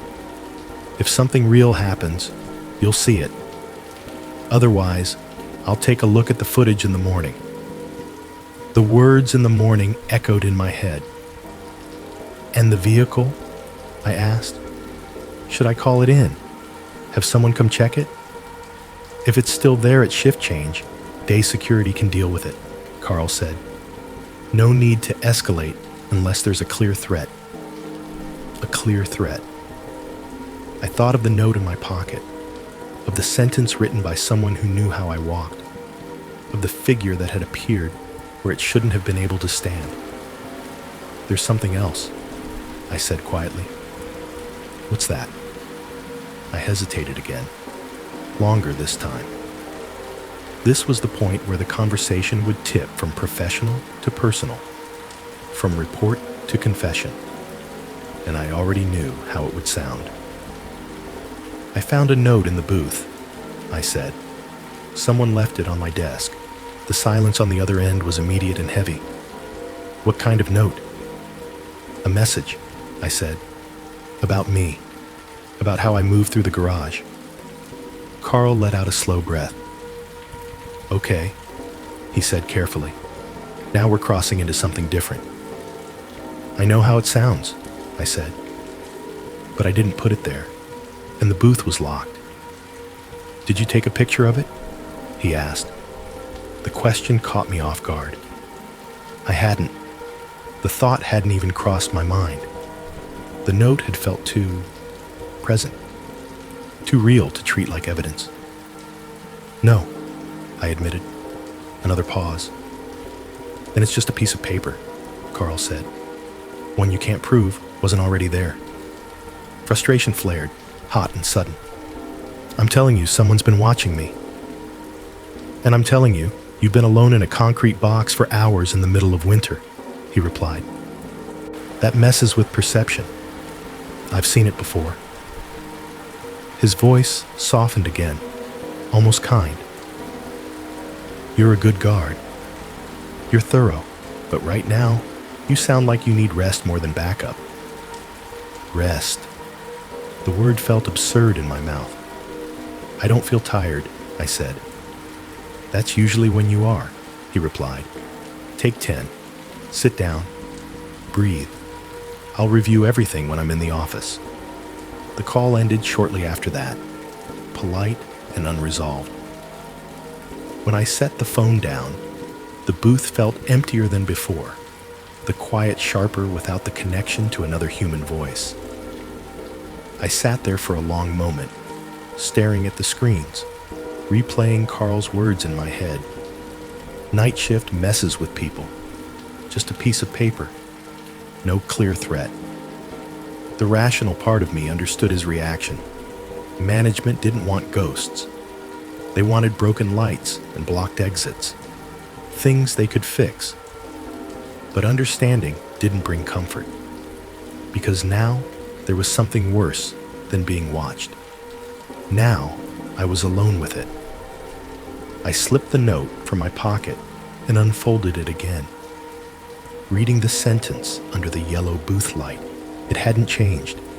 The ink hadn't faded. It looked as calm and deliberate as ever. I folded it back up and tucked it away, exactly where it had been before. On the monitors, the garage remained still. If someone had been there, if someone had moved through the blind spots and vanished again, there was no proof left behind. Nothing concrete, nothing actionable. And for the first time since the night began, a new fear settled in, quiet and heavy. Not that something was happening, but that when it did, there would be no evidence left to show anyone at all. After the call ended, the booth felt different. Not quieter, just thinner. Like the sounds that were supposed to fill the space had been drained out, leaving behind an echo of themselves. I sat with my hands resting on the desk, eyes locked on the monitors, waiting for the familiar rhythm to reassert itself. Heater, fridge, ventilation. The background noise I'd relied on all night to remind me I wasn't alone. It didn't come back the way it should have. At first, the change was subtle. The heater cycled on, but the rush of warm air felt weaker, uneven. The mini fridge clicked, then stopped short, the usual settling hum never arriving. I leaned back in the chair and listened harder than I meant to. My attention stretched thin. That was when the cameras froze. Not all of them, just enough to make me doubt what I was seeing. The level 2 feed stalled first, the image locking into place mid-frame. The timestamp in the corner continued to tick forward, 1 second at a time, even though nothing else moved. I checked the adjacent feeds. Level 1 updated normally. Level 3 too. The stairwell camera flickered, then stabilized. Level 2 remained frozen. My pulse quickened. I reached for the control panel and toggled the feed off and on again. The image blinked black for a split second, then returned, still frozen, still showing the same empty stretch of concrete, the sedan tucked into its familiar half-hidden position. I glanced at the system clock. 7 seconds passed. Then the feed jumped. The image lurched forward, catching up all at once, like a skipped heartbeat suddenly remembered. The sedan hadn't moved. No door open. No figure stepping into frame. Just the same static scene I'd been staring at before. 7 seconds. It didn't sound like much. It was barely enough time to notice, barely enough time to matter. And yet my mouth had gone dry. I checked the system status again. All green. No alerts. No logged interruptions. I was about to reach for the radio when the overhead speaker came alive. The sound that poured out wasn't static this time. It was breathing, not loud, not exaggerated, just a low, uneven sound, drawn out and intimate, like someone exhaling too close to a microphone they didn't realize was on. The noise filled the booth instantly, pressing against my ears, my chest tightening in response. I stood so fast, the chair tipped backward, catching itself against the desk with a hollow knock. "Hello?" I said, my voice sounding thin and wrong in the open space. The breathing continued. It wasn't rhythmic enough to be mechanical. It had pauses, small variations, a slight hitch at the end of one breath, a longer draw on the next. I stared at the speaker, mounted above the monitors, my skin crawling. "This is security," I said, louder now. "Identify yourself." The breathing didn't change. I scanned the booth, my eyes darting to the corners, the door, the window. The room was empty, exactly as I'd left it. The lock on the door was still engaged. The glass reflected only my own pale face, eyes wide, jaw clenched. The sound grew slightly louder, as if someone had leaned closer. My heart hammered in my ears, threatening to drown everything else out. I backed away from the desk, my shoulder blades brushing the wall, every instinct screaming that something was wrong, that whatever I was hearing was too close. Then just as abruptly as it had begun, the breathing stopped. The silence that followed was absolute, not the usual background quiet, not the hum and click tapestry I'd grown used to. This was different. The heater cut off mid-cycle. The fridge went dead. Even the faint buzz of the sodium lights outside seemed to recede. For a moment, it felt like the garage itself had been unplugged. I stood there, barely breathing, afraid that any sound I made would draw the noise back. Seconds stretched. My ears rang with the absence of sound. I forced myself to move.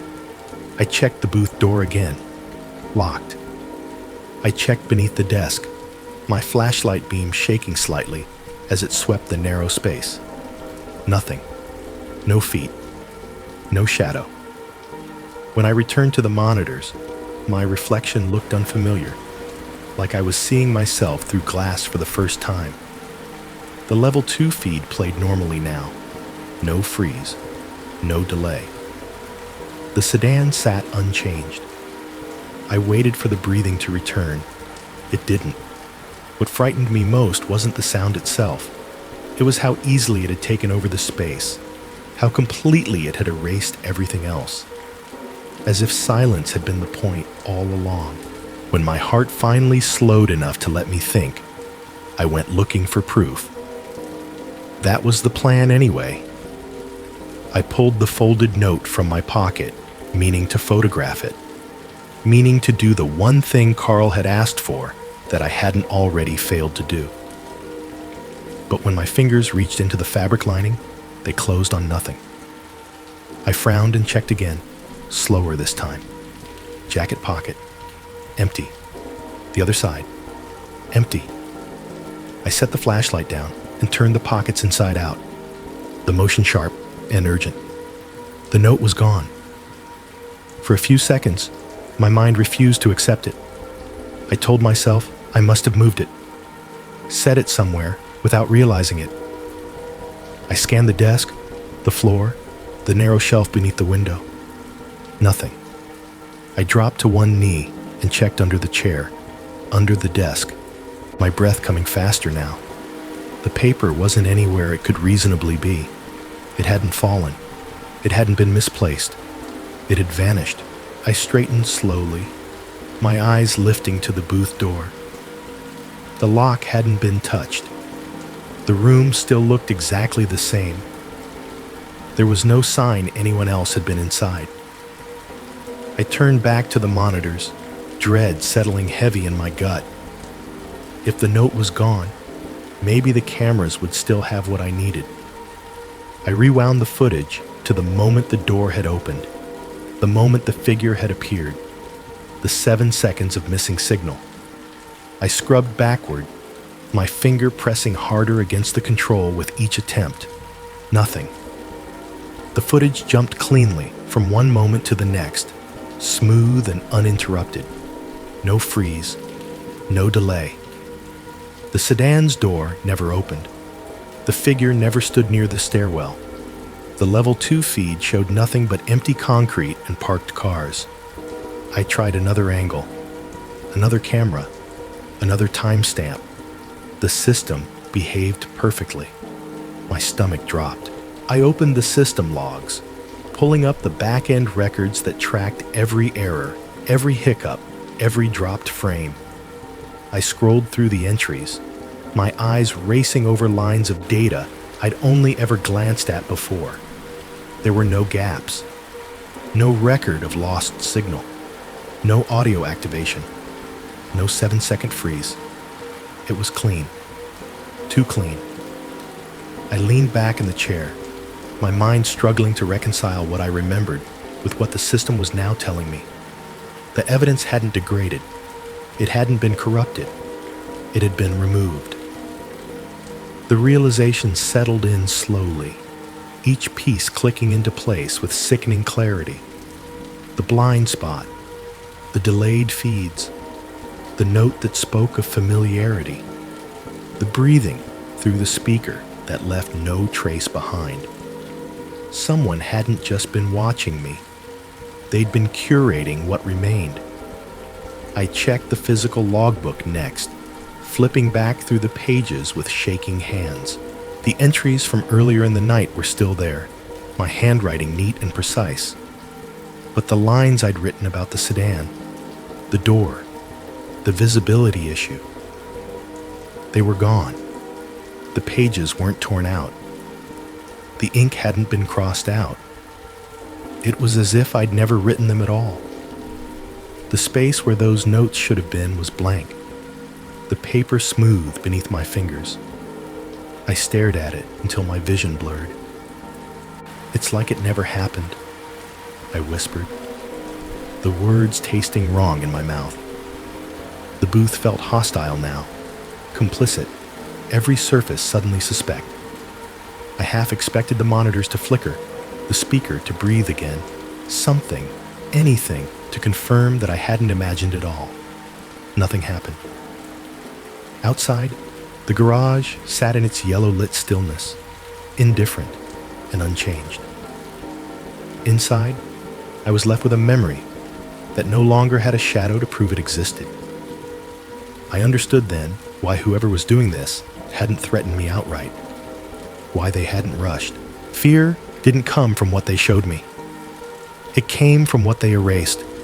Because now, if I tried to explain what had happened, really explain it, I had nothing to point to. No note, no footage, no log entries, just my word. And my word, alone in a night shift booth at the edge of winter, wasn't going to be enough. The proof was gone. And with it, any illusion that I was still in control. I don't remember deciding to look at the monitors again. I just remember already doing it. The booth felt too small after everything that had vanished. After the note, the footage, the log entries. Sitting still made my skin crawl, like I was waiting for something to happen instead of trying to prevent it. So I leaned forward, elbows on the desk, eyes scanning the screens with a focus that bordered on obsession. Nothing had changed. Level 1 was empty. Level 3 was empty. The stairwell showed closed doors and unmoving shadows. Level 2 looked the same as it always had. Long stretches of concrete washed in sodium light. The sedan still parked where it shouldn't have been, half hidden by the column, like it belonged there now. I told myself to breathe. This was the moment where panic could take over if I let it. This was where exhaustion and fear could turn patterns into monsters. I reminded myself that I had worked alone before, that garages were strange places at night, that my mind was filling in gaps left behind by missing evidence. Then I saw him. At first, it was nothing more than a vertical shape at the edge of the level 2 feed, so subtle I almost missed it. My eyes slid past it once, then snapped back. The shape hadn't been there a second ago. I was sure of that. I'd been staring at that section of the screen for minutes, memorizing it, daring it to change. Now something stood where there had been nothing. A man. He was positioned close to the support column, pressed into the narrow strip of space I'd come to recognize as the blind spot's edge. Not fully hidden, not fully exposed. The placement was precise, intentional. His body was angled slightly toward the camera, one shoulder closer than the other, as if he were aware of exactly how much of himself could be seen. He wasn't moving. No shifting of weight, no pacing, no restless energy. He stood with the patience of someone who knew they didn't need to hurry.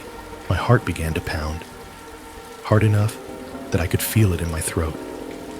I leaned closer to the monitor, my breath shallow, afraid that if I blinked, he would disappear again, and I'd be left questioning my own memory. He didn't. The man's clothing blended into the low-contrast image. Dark jacket, dark pants, nothing distinctive enough to identify him if I had to. His face was turned just enough that the camera couldn't capture it clearly, the angle obscuring his features beneath the yellow light.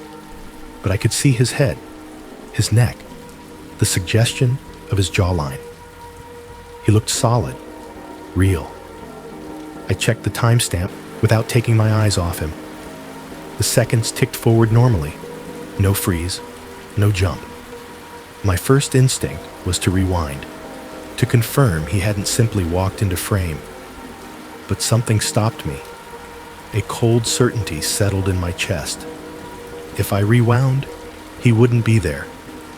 So I didn't touch the controls. I watched.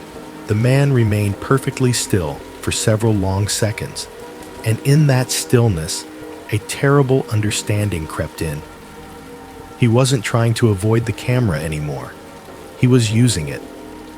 Then slowly, so slowly, it took my brain a moment to process what I was seeing. He lifted his head, not his whole body, just his chin, tilting upward a few degrees. The movement was small, economical, but unmistakable. He was looking up, at the camera, at me. The sensation that hit me wasn't fear in the way I'd expected it to be. There was no sudden spike of adrenaline, no urge to scream or run. Instead, a wave of cold washed through me, heavy and numbing. My limbs felt distant, like they belonged to someone else. This wasn't the feeling of being discovered. It was the feeling of being acknowledged. The man didn't smile. At least I don't think he did. The resolution wasn't good enough to be sure, but there was something about the angle of his head, the way he held it steady, that suggested intention, recognition, as if he'd been waiting for me to notice. I realized then that the camera delay, the 1 or 2 second lag I'd noticed earlier, meant nothing in this moment. He wasn't reacting to a delayed image. He wasn't guessing where the lens was. He knew. He knew exactly where to stand, exactly how to angle himself, exactly when to look up. I swallowed hard, my mouth dry, and forced myself to move. My hand hovered over the radio, then dropped. The idea of speaking felt dangerous, like making noise would shift the balance of something delicate. On the screen, the man made his first full movement. He stepped closer to the column, pressing himself into its shadow, reducing his visible profile to almost nothing. Then he leaned out again, just enough to be seen. A game. My chest tightened painfully. I wanted to look away. I wanted to break eye contact, even though I wasn't sure eye contact was really what this was. But I couldn't. My gaze felt locked to the screen, held there by something deeper than fear. He lifted one hand, not in a wave, not in a gesture meant to greet or threaten. He simply raised it slightly. Fingers relaxed, palm turned inward toward his own chest. The motion was small, controlled, almost casual, like someone testing whether they had your attention. I felt my breath hitch. The overhead speaker remained silent. No static, no breathing. The booth was filled only with the sound of my own pulse and the faint hum of electronics. I checked the other feeds quickly, my eyes darting across the screens. Stairwell cameras showed nothing. Adjacent levels were empty. There was no sign of anyone else moving toward or away from him. He was alone, with me. The man lowered his hand and tilted his head again. This time, just enough that I could see the faint suggestion of his face catching the light. I strained to make out details. Eyes, nose, anything. But the image refused to give me clarity. It was as if the camera itself didn't want to record him fully. A thought surfaced then, unbidden and horrifying. Maybe it wasn't that the camera couldn't see him clearly. Maybe it wasn't allowed to. The man took a step sideways, just one. He moved into the blind spot, his body sliding out of view with practiced ease. For a fraction of a second, his shoulder remained visible at the very edge of the frame. Then that too was gone. The feed showed empty concrete again. I stared at the screen, my heart racing, waiting for him to reappear somewhere else. Another camera, another angle, another level. He didn't. Seconds passed, then a minute. The sedan remained parked. The lights buzzed softly. The garage looked exactly as it always had, but everything inside me had changed. I realized then how close I'd come to seeing him fully. How thin the barrier had been between observation and confrontation. If he'd taken one more step, if he'd leaned out a little farther, if the camera angle had been just slightly different, almost seen. The phrase echoed in my mind, hollow and unsettling. He hadn't needed to rush me. He hadn't needed to break in or announce himself. He'd done something far more effective. He'd let me see him on his terms, And in doing so, he'd made one thing painfully clear. He knew where I was. He knew how I watched. And now, he knew that I knew. The booth felt unbearably exposed after that. The glass walls suddenly useless. The locks meaningless. I sat frozen in my chair, eyes flicking between the screens, waiting for the next move. Because whatever game this was, I understood something now that I hadn't before. The night wasn't building toward violence. It was building toward proximity. And I had the terrifying sense that the closer he got, the less he would need to hide at all. After he disappeared into the blind spot, the garage returned to its quiet like nothing had happened. That was the cruelest part. The monitors showed empty concrete and parked cars under the sodium glow. The sedan still crouched beside the column like an innocent object. The ventilation system hummed in the walls. The heater in the booth pushed out another weak breath of warm air. If someone walked into the booth at that moment, they would have seen me sitting there and assumed I was just bored, killing time on a dead shift. They wouldn't have seen what the quiet was doing to me. My mind kept replaying the angle of his head as he looked up at the camera. How unhurried it had been. How certain. He hadn't stumbled into view. He'd placed himself there like a sentence written carefully on a page. It was a message, and now that he'd delivered it, the silence felt like the pause afterward, the moment where you're expected to respond. I forced myself to keep working. I opened the logbook and wrote a few meaningless lines, routine entries that had nothing to do with what I'd just witnessed.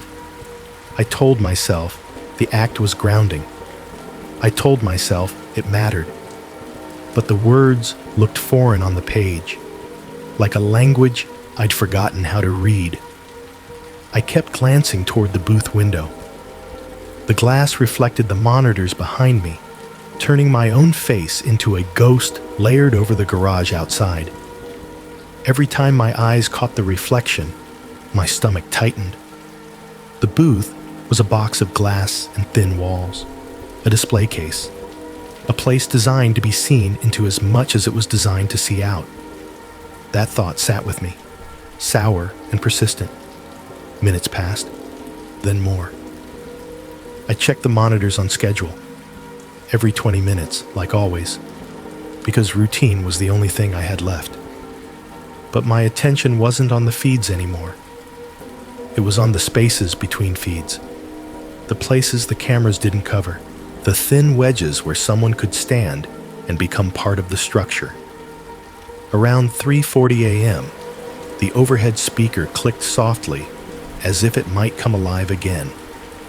My muscles tensed, bracing for static, for breathing, for something intimate and wrong. Nothing followed. The click was enough, though. It reminded me that the sound system could be activated without leaving evidence. That audio could fill the booth and vanish like it had never existed. That the garage had ways of touching me without touching me. I picked up my coffee, realized it had gone cold, and set it back down. My hands were shaking slightly now.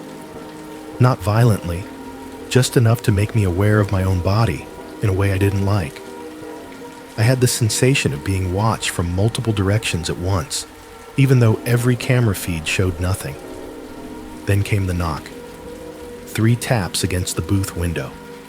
Not loud, not aggressive, not the frantic pounding of someone in trouble or the angry rattle of someone locked out. It was measured, even. Tap, tap, tap. The sound wasn't sharp the way I expected glass to be. It was almost gentle, muffled by the thickness of the window, as if the person on the other side had been careful not to crack it. The politeness of it made my stomach lurch. I didn't move. My eyes slid toward the window, but I stopped myself from turning fully. Some instinct, ancient, animal, told me that if I looked too quickly, I'd give something away, that I'd show fear, that I'd confirm I was exactly where they expected me to be. The knock came again. Tap, tap, tap.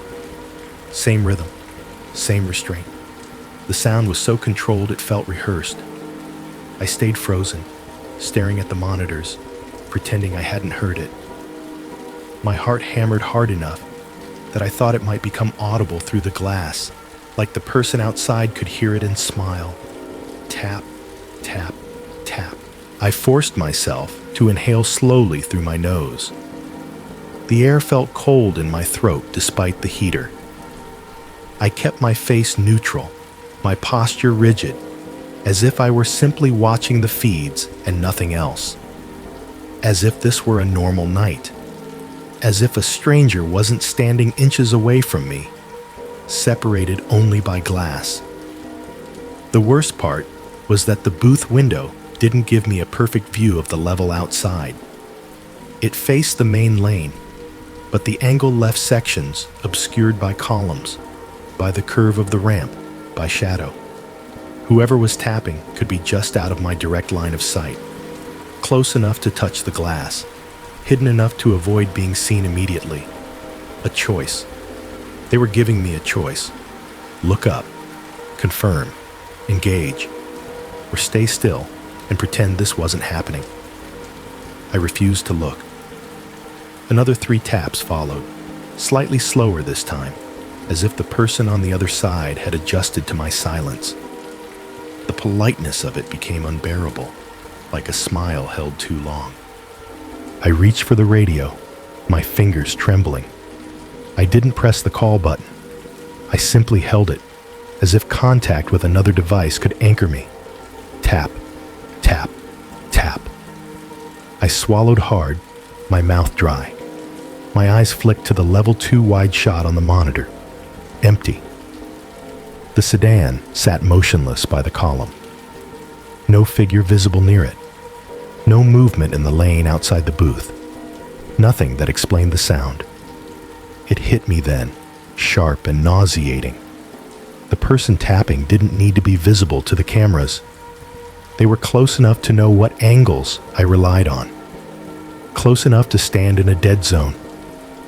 Close enough to knock and remain unseen. The taps stopped. For a moment, the silence that followed felt like relief. Then I realized what silence meant in this garage. Silence was never empty. It was a space where something could happen unseen. I stayed still for a long time, longer than was reasonable, listening for footsteps, for the scrape of shoes, for any sound that indicated the person had moved away. Nothing. No retreat, no departure, just absence. I kept my eyes on the monitors until they burned. I refused to open the booth door. I refused to stand up. I refused, above all, to look directly out the window and give whoever was out there what they wanted. Because I knew, with a certainty that made my throat tighten, that if I met that gaze through the glass, something would change, and I wasn't ready to find out what. It was nearly 4 a.m. when I finally moved again. Not because I felt brave, because my body couldn't stay locked in place forever.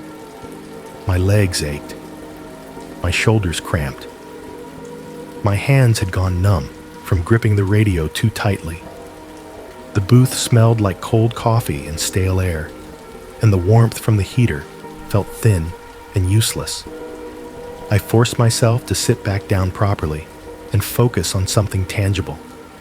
Evidence. Proof. Anything that couldn't be erased as easily as a note in a pocket. I pulled up the camera system's snapshot function. It was a clunky feature that lets you capture still images from live feeds, supposedly for incidents, documentation, liability. I'd almost never used it. Most nights didn't require it. Most nights weren't this. My fingers hovered over the controls as I selected the level 2 wide shot. The one where I'd seen the man. The one that now showed nothing. I took a snapshot anyway.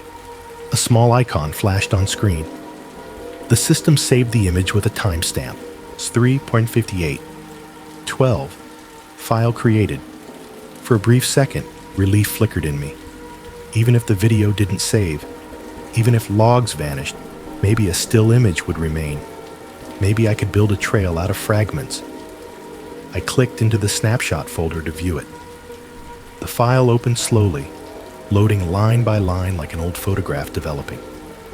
I expected to see the empty level, the sedan, the familiar column shadows. Instead, my stomach dropped. The snapshot wasn't of the garage, it was of the booth. A still image captured from a camera angle I didn't recognize at first. Too close, too intimate.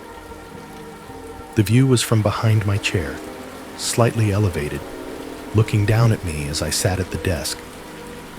I could see my own shoulders in the frame, the back of my head beneath my knit cap. My hands on the desk, one resting near the logbook, the other near the radio. The monitors glowed in front of me, their reflections casting pale light across my face. And behind me, behind my shoulder, was the booth door, closed, locked. The timestamp in the corner of the snapshot matched the time on my system. 03:58 to 12. The same moment I'd clicked the capture button, my breath caught painfully. I stared at the image, mind scrambling for an explanation. Maybe I'd selected the wrong camera feed. Maybe I'd clicked the booth interior camera by mistake, but there wasn't supposed to be an interior camera. There had never been an interior camera. I knew every feed, every angle, every blind spot. That knowledge had been my comfort, my control. And yet the image on the screen proved, with cold certainty, that there was at least one camera I hadn't known about. A camera that could see me. Worse than that, a camera that could see me from behind. My skin went prickly with dread as a detail surfaced in my memory. I had never turned my back to the window after the knocking began. I'd kept my posture rigid, my eyes fixed on the monitors, refusing to look away, refusing to show fear. I remembered that clearly. I remembered it because it had taken effort. And yet, in the photo, my shoulders were relaxed in a way that didn't match the tension I felt. My head was tilted slightly downward, as if I'd been reading or writing. The angle suggested calm, routine, a version of myself I didn't recognize. I stared harder at the image, zooming in until the pixels blurred. The booth door behind me was reflected faintly in the glass. No shadow on the other side, no obvious presence. But the perspective itself was the violation. The fact that the camera existed, the fact that it had captured me without my knowledge. I backed out of the file, heart racing, and checked the snapshot list. There were other images, dozens, time-stamped over weeks, months. Small, still frames, each one showing the booth from that same hidden angle. Me arriving, me drinking coffee, me dozing for a moment with my chin tucked toward my chest, me leaning forward to write in the logbook, me stretching my neck, unaware. A private collection. I felt nauseated. My hands shook as I scrolled, recognizing my own routine in frozen fragments. The way I checked the cameras every 20 minutes. The way I closed the gate at 11. The way I walked my rounds quietly, returning to sit in the same chair, in the same posture. Someone had been recording that. Someone had been watching long enough to build a library of my habits. I remembered the sentence from the note, "You walk quieter than you think," and the words took on a new, horrifying weight. It hadn't been a guess. It hadn't been a taunt pulled out of nowhere. It had been a detail observed, documented, preserved. My throat tightened as I realized the final piece. If that camera had been there all along, then everything I'd done tonight, the hesitation, the fear, the refusal to look at the window, had been seen from an angle I couldn't control. I hadn't been avoiding visibility. I'd been performing for someone else's camera the entire time. I closed the snapshot folder with shaking fingers and sat back in the chair, staring at the monitors as if they might offer an explanation. The garage feeds continued to show emptiness, normalcy, stillness. But the feeling in my chest was no longer just fear. It was exposure. Because now I understood something that made my skin go cold. The man on level 2 hadn't needed to come closer to the booth to see me. He hadn't needed to press his face to the glass. He hadn't even needed the public cameras. There was already a camera behind me. A camera that proved, in the most unsettling way possible, that I had never been alone in that booth. And the most terrifying part was this: I couldn't remember a single moment, tonight or any night, when I had ever truly turned my back. Yet somehow, the camera had been watching my back the whole time. I didn't quit that night. That's the part people always expect. The dramatic walkout, the keys tossed onto the desk, the sudden decision to never step foot in that garage again. It makes sense as a story beat. It gives the fear somewhere clean to land. But real life doesn't tie itself up that neatly, and neither did mine. I finished the shift. I sat in that booth until dawn, watching the monitors with an intensity that made my eyes burn, listening for every change in the building's sound. The hidden camera behind me haunted every second. Even when I forced myself to look forward, to keep my hands steady, I could feel the idea of it, like pressure on my spine. A lens I couldn't see, capturing angles of my body and my face that I couldn't control. When the day guard arrived at 6, cheerful and half asleep, I handed over the logbook like nothing was wrong. My voice sounded normal. That frightened me too. How quickly the body learns to imitate calm. Outside, morning felt too bright, too clean. Snowbanks along the curb reflected pale sunlight, and the air had that sharp winter clarity that makes everything look honest. I got in my car and sat with the engine running, hands on the steering wheel, staring straight ahead as if waiting for someone to tap the glass again. No one did. By the time I reached my apartment, my fear had started to dull at the edges, not because it was gone, but because my brain couldn't hold it at full volume for that long. I took a hot shower that didn't feel hot enough. I made coffee that tasted wrong. I lay in bed, fully dressed, staring at the ceiling as if it might flicker like those stairwell lights. When I finally slept, I dreamed in surveillance angles. I kept waking up with the sensation that someone had shifted behind me. I called Carl later that afternoon. Once I'd convinced myself I could speak without sounding unhinged. He answered in the same brisk tone as always, already halfway into the day's problems. I told him I'd found something. An interior camera feed, a folder of snapshots that shouldn't exist. I expected that to change everything. That concrete proof would force him to act. He went quiet, then asked me to forward the files. When I told him I couldn't, because the system interface wouldn't allow external export, because the folder had vanished the moment I closed it, because I'd tried to reopen it and found nothing. His silence returned, heavier this time. "So you're saying you saw it, but it's gone now," he said carefully, as if choosing words that wouldn't inflame me. "I'm saying someone can access the system, I replied. Someone is inside it. They're deleting what they want deleted. Carl sighed. Okay. Here's what we're gonna do. Take a day, get some sleep, come in tomorrow, and we'll look at it together. The next day, we didn't look at anything together. When I showed up at the office, fluorescent lights, stale carpet, the smell of printer toner, and old air. Carl met me with a look that was half concern and half annoyance. He logged into the camera system on his computer, pulled up the garage feeds, clicked through the folders, checked the logs. Everything was clean.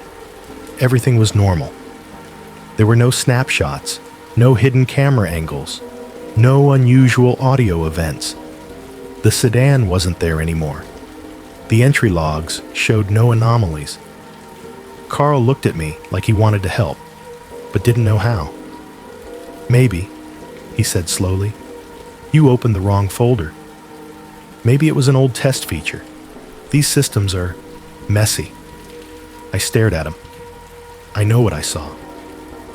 He nodded in that way people do when they want to end a conversation without calling you a liar. I'm not saying you're making it up, he said. I'm saying your brain might have filled in blanks.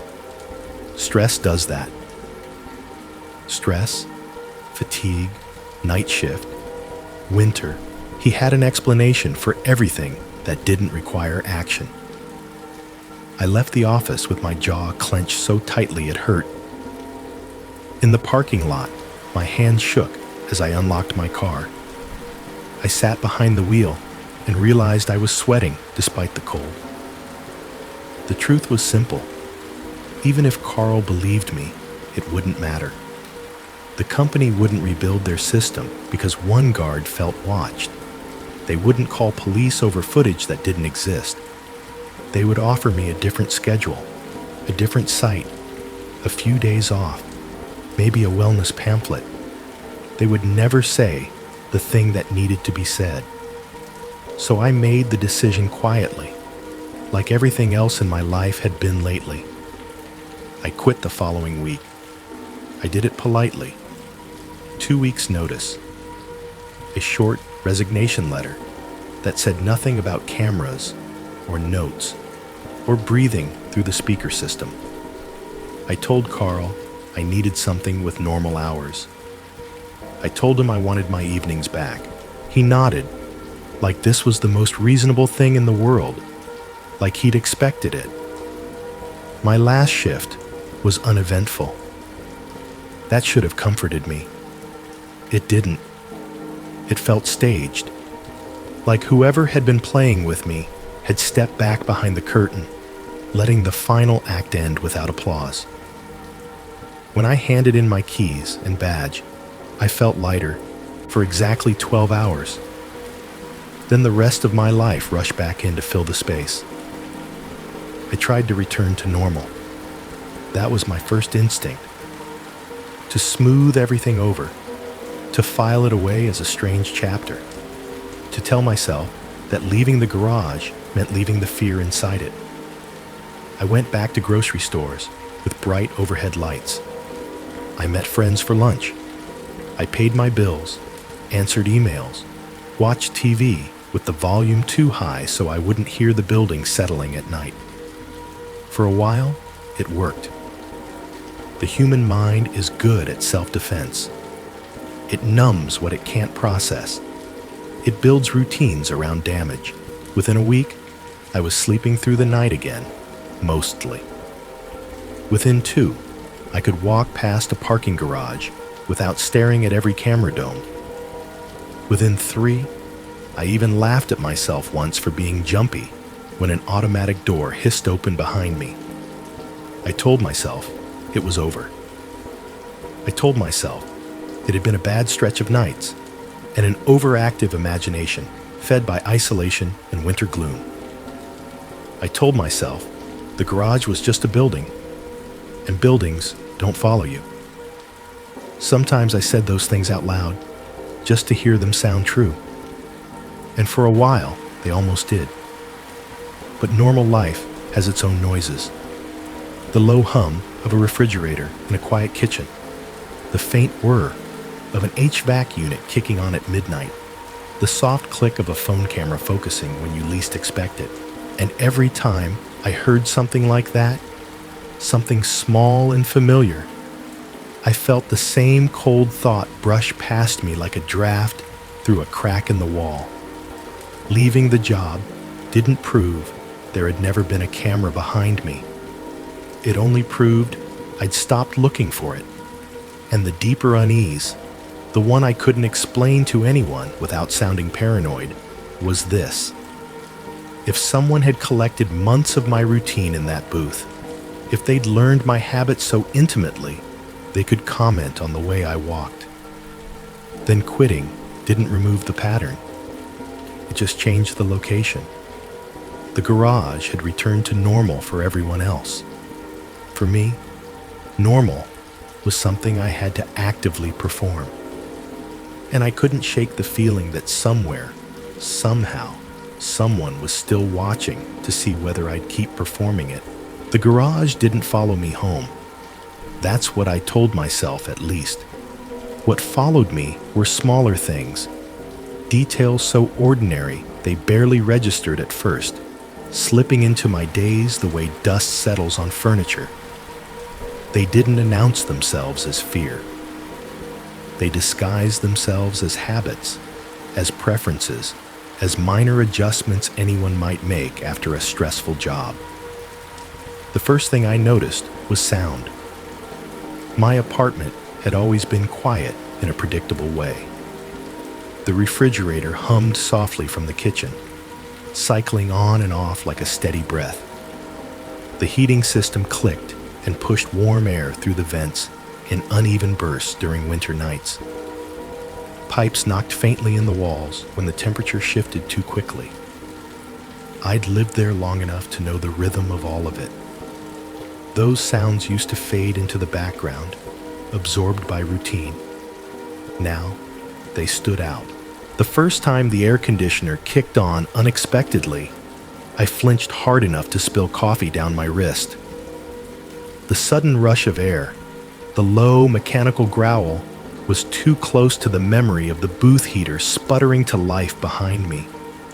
My heart raced, my muscles tensed, and for a brief, humiliating moment, I stood there frozen in my own kitchen, listening as if the sound might change into something else. It didn't, but my body didn't relax right away either. At night, the apartment seemed louder, or maybe I was quieter. I found myself walking more carefully, placing my feet with intention, avoiding the loose floorboard near the bedroom door that creaked if I stepped on it wrong. I caught myself doing it one evening and stood there, embarrassed, staring down at my feet. You walk quieter than you think. The words surfaced without warning, uninvited and unwelcome. I pushed them away and told myself it was nothing, just a habit left over from night work, from being mindful of noise. People change jobs and carry pieces of them home all the time.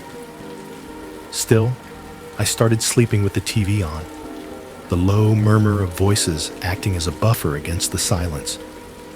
Silence had become suspicious. Silence felt like a space where something could slip in unnoticed. The second thing I noticed was where my eyes went. At first, it was subtle. A glance upward when I entered a room. A flick of attention toward the corner of the ceiling before I sat down. It happened so automatically that I didn't realize I was doing it until I caught my reflection in the bathroom mirror. Eyes angled not at myself, but just above my head. I followed the line of my own gaze and felt my stomach tighten. The smoke detector.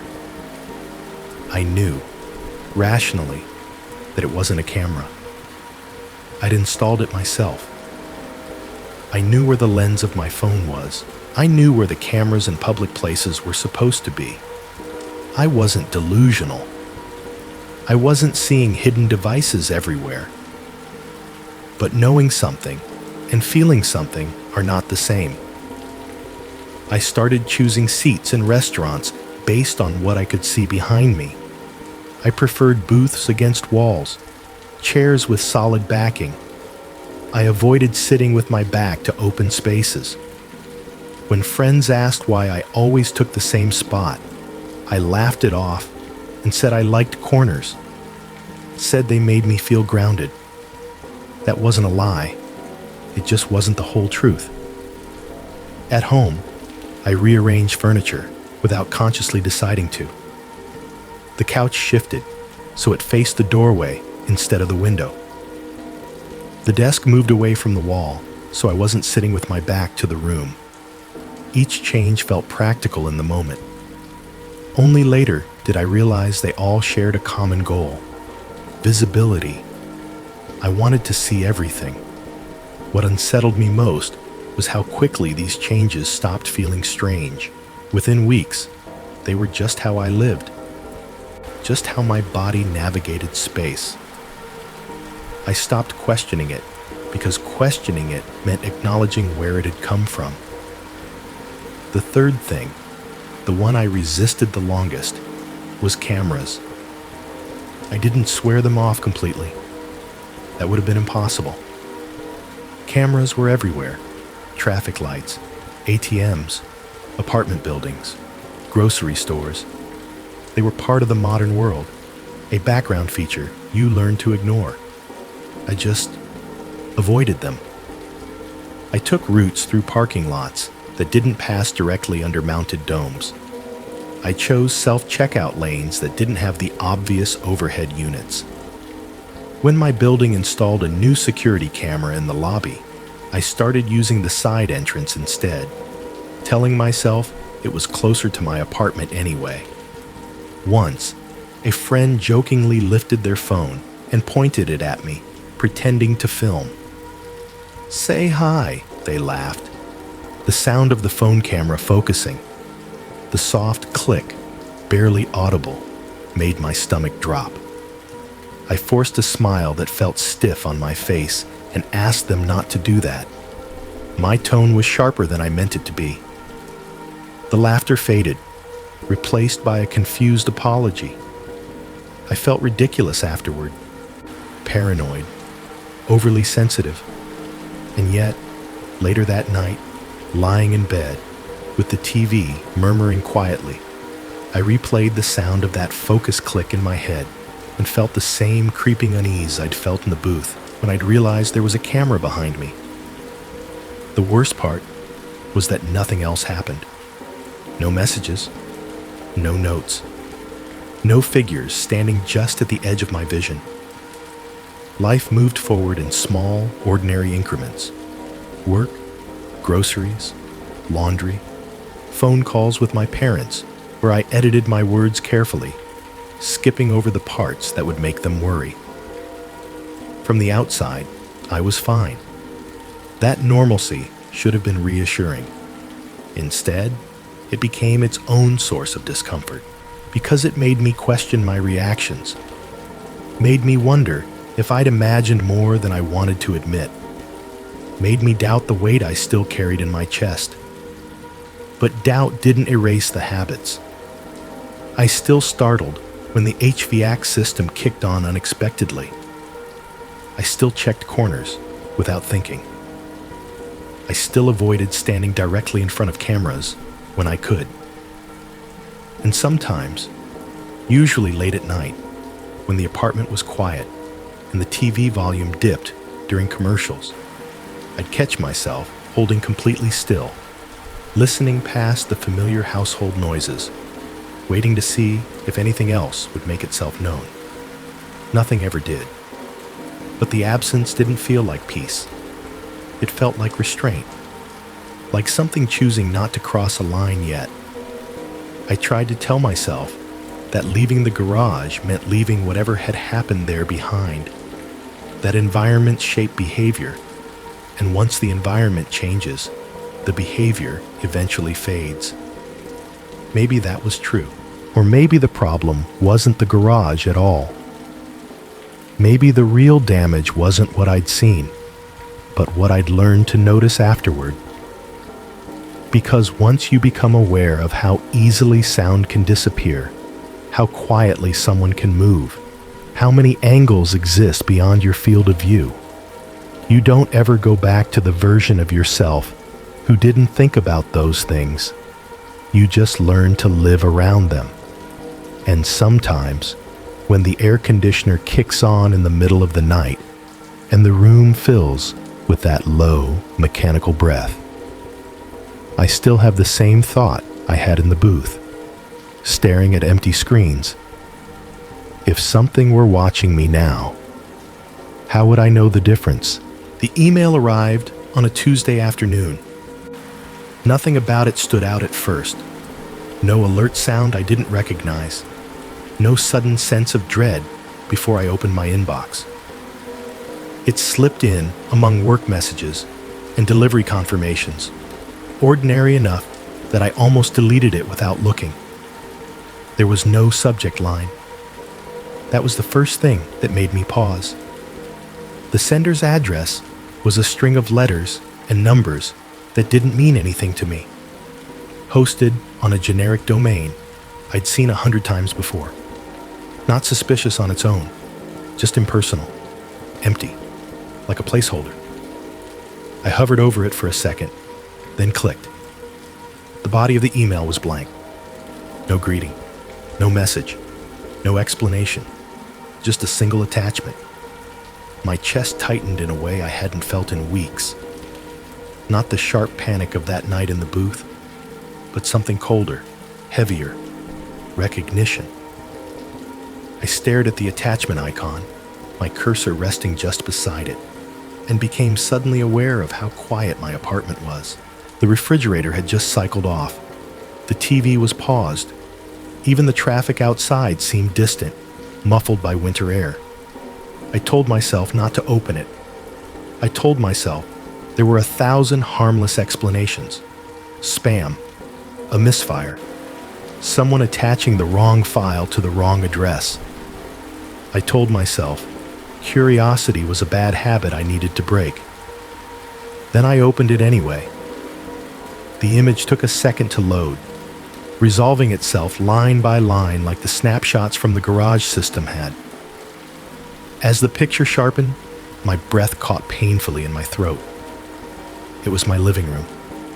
Not a wide shot, not a distorted angle. A clear, intimate photograph taken from behind my couch, angled slightly downward. I could see the back of my own head in the frame, my shoulders hunched forward as I sat on the edge of the cushion. The TV glowed in front of me, frozen on a paused screen. The lamp beside the couch cast a soft pool of light across the coffee table. On the table sat my phone. Face down, I stared at the image, my mind refusing to accept what my eyes were telling it. I looked up from the screen instinctively, scanning the room around me. Everything was exactly as it appeared in the photo. The couch, the lamp, the faint smudge on the coffee table I'd meant to clean earlier. Even my posture matched. The photo wasn't old. It wasn't something taken days ago and sent late. It was current. Recent enough that the angle of my shoulders and the position of my hands were identical. I scrolled back to the email header, my hands trembling now. The timestamp confirmed it. Sent 4 minutes ago. I hadn't heard anything. No door opening. No footsteps. No movement behind me. The locks were still engaged. The windows were shut tight against the cold. My apartment hadn't been breached. And yet, someone had been close enough to take that picture. Close enough to stand behind me. A familiar nausea rolled through me as I remembered the snapshots from the booth, the angle from behind, the quiet documentation of my routines, the same perspective, the same intrusion. I closed the image and opened it again, zooming in despite every instinct screaming at me not to. I searched for reflections, for shadows, for proof of someone else in the frame. There was none. Just me. Just my space. Just the knowledge that the camera hadn't belonged to me. I forced myself to stand, the movement slow and deliberate, afraid that sudden motion might trigger something I didn't understand. I turned in a full circle, scanning every corner of the room. The smoke detector, the air vents, the bookshelf, the doorway behind the couch. Nothing looked disturbed. Nothing looked added. My apartment felt exactly as it had a minute before, safe in all the ways safety is usually measured. I checked the email again, hoping, irrationally, that there might be more text if I refreshed it. There wasn't. No follow-up, no explanation, just the image, sitting there like a held breath. I realized then that the silence was intentional. There were no threats, because threats invited response. There were no demands, because demands implied negotiation. Whoever had sent the email didn't want anything from me. Not in a way I could give or refuse.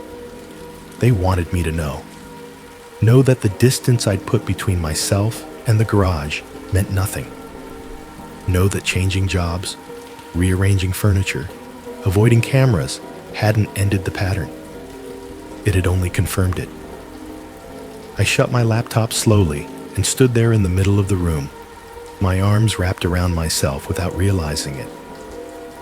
My heart beat steadily, too steadily, like my body had decided panic would be wasted energy.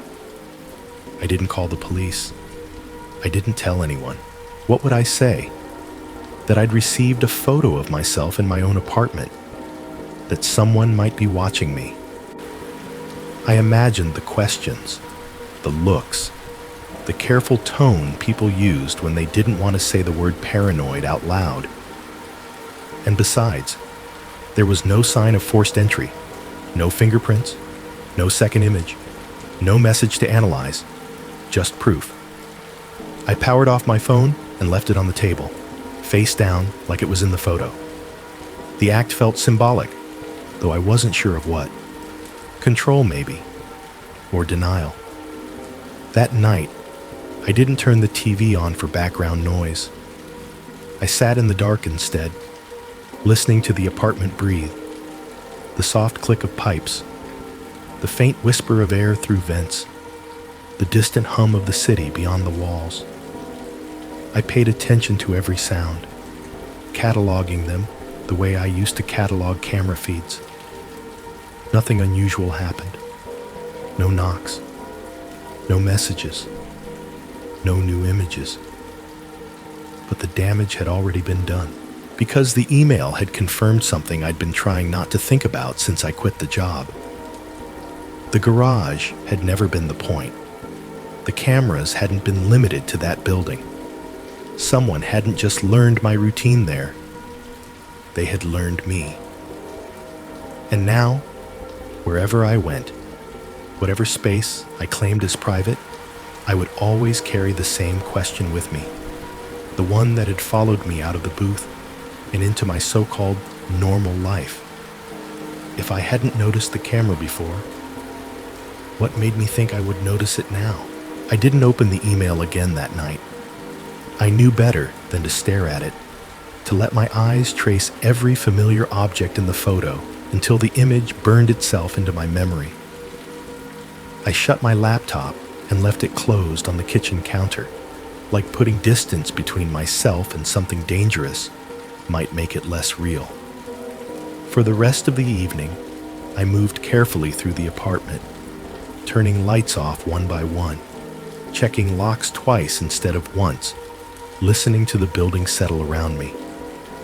I slept badly, not with nightmares. Those would have been easier, but with shallow, fragmented rest.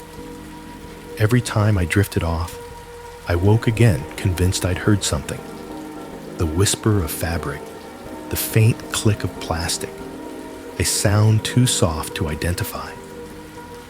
By morning, my head ached and my eyes felt gritty, as if I'd spent the entire night staring at monitors instead of lying in bed. It wasn't until the following evening that the realization truly settled in. I was standing in the kitchen, waiting for water to boil, when it hit me with a sudden clarity that made my stomach drop. The photo in the email hadn't just been taken after I quit the job. It had been taken at night. That might sound obvious, but I hadn't let myself think about it properly. In my mind, the image existed in isolation, a moment frozen without context. Now the context rushed back all at once. The lighting in the photo wasn't daytime ambient glow. It was artificial. Lamplight, TV light, the muted darkness pressing against the windows. Night, the same hours I used to work. I leaned against the counter, my palms slick with sweat, and replayed the image in my mind. The angle was unmistakable, slightly elevated, centered, balanced. It wasn't a phone held casually in someone's hand. It was positioned with intent, a surveillance angle, the same kind I'd stared at for years, the same kind I'd trusted. I realized then what had been bothering me since I opened the attachment.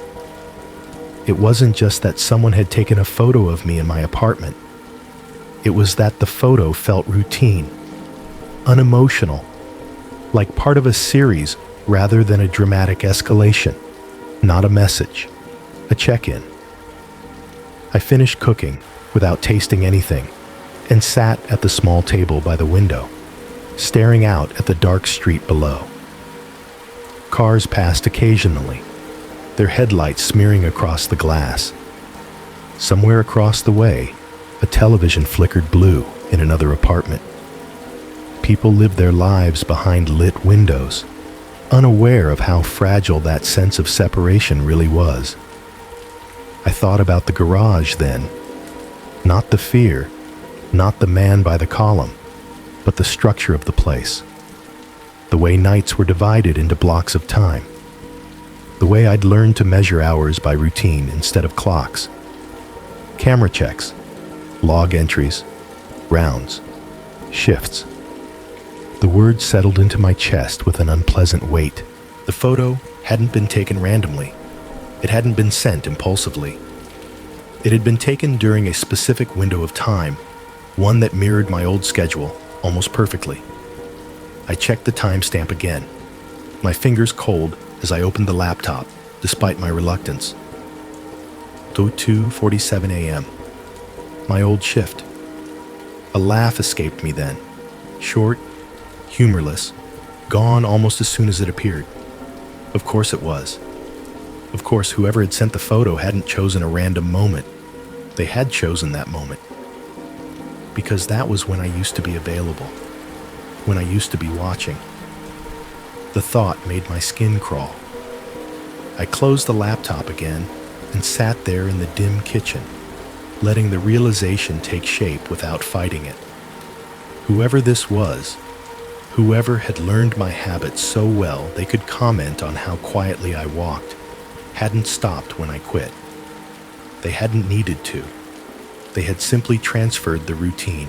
I thought back to how the garage had felt near the end, how the cameras hadn't failed, but had been navigated, how evidence hadn't been destroyed violently, but erased cleanly, like it had never mattered. This wasn't chaos. It wasn't obsession in the way movies portrayed it. It was methodical.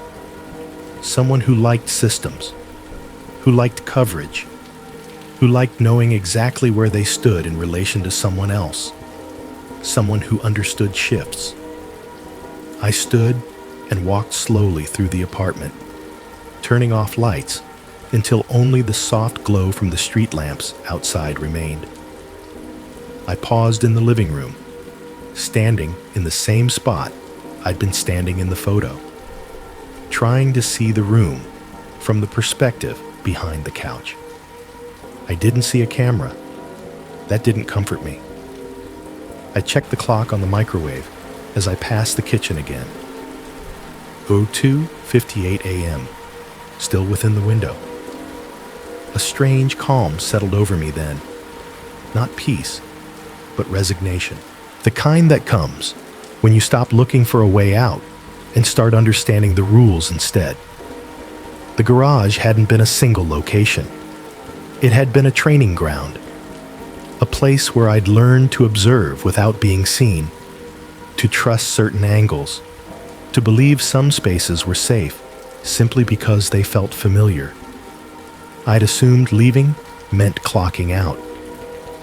But shifts don't always belong to the person wearing the uniform.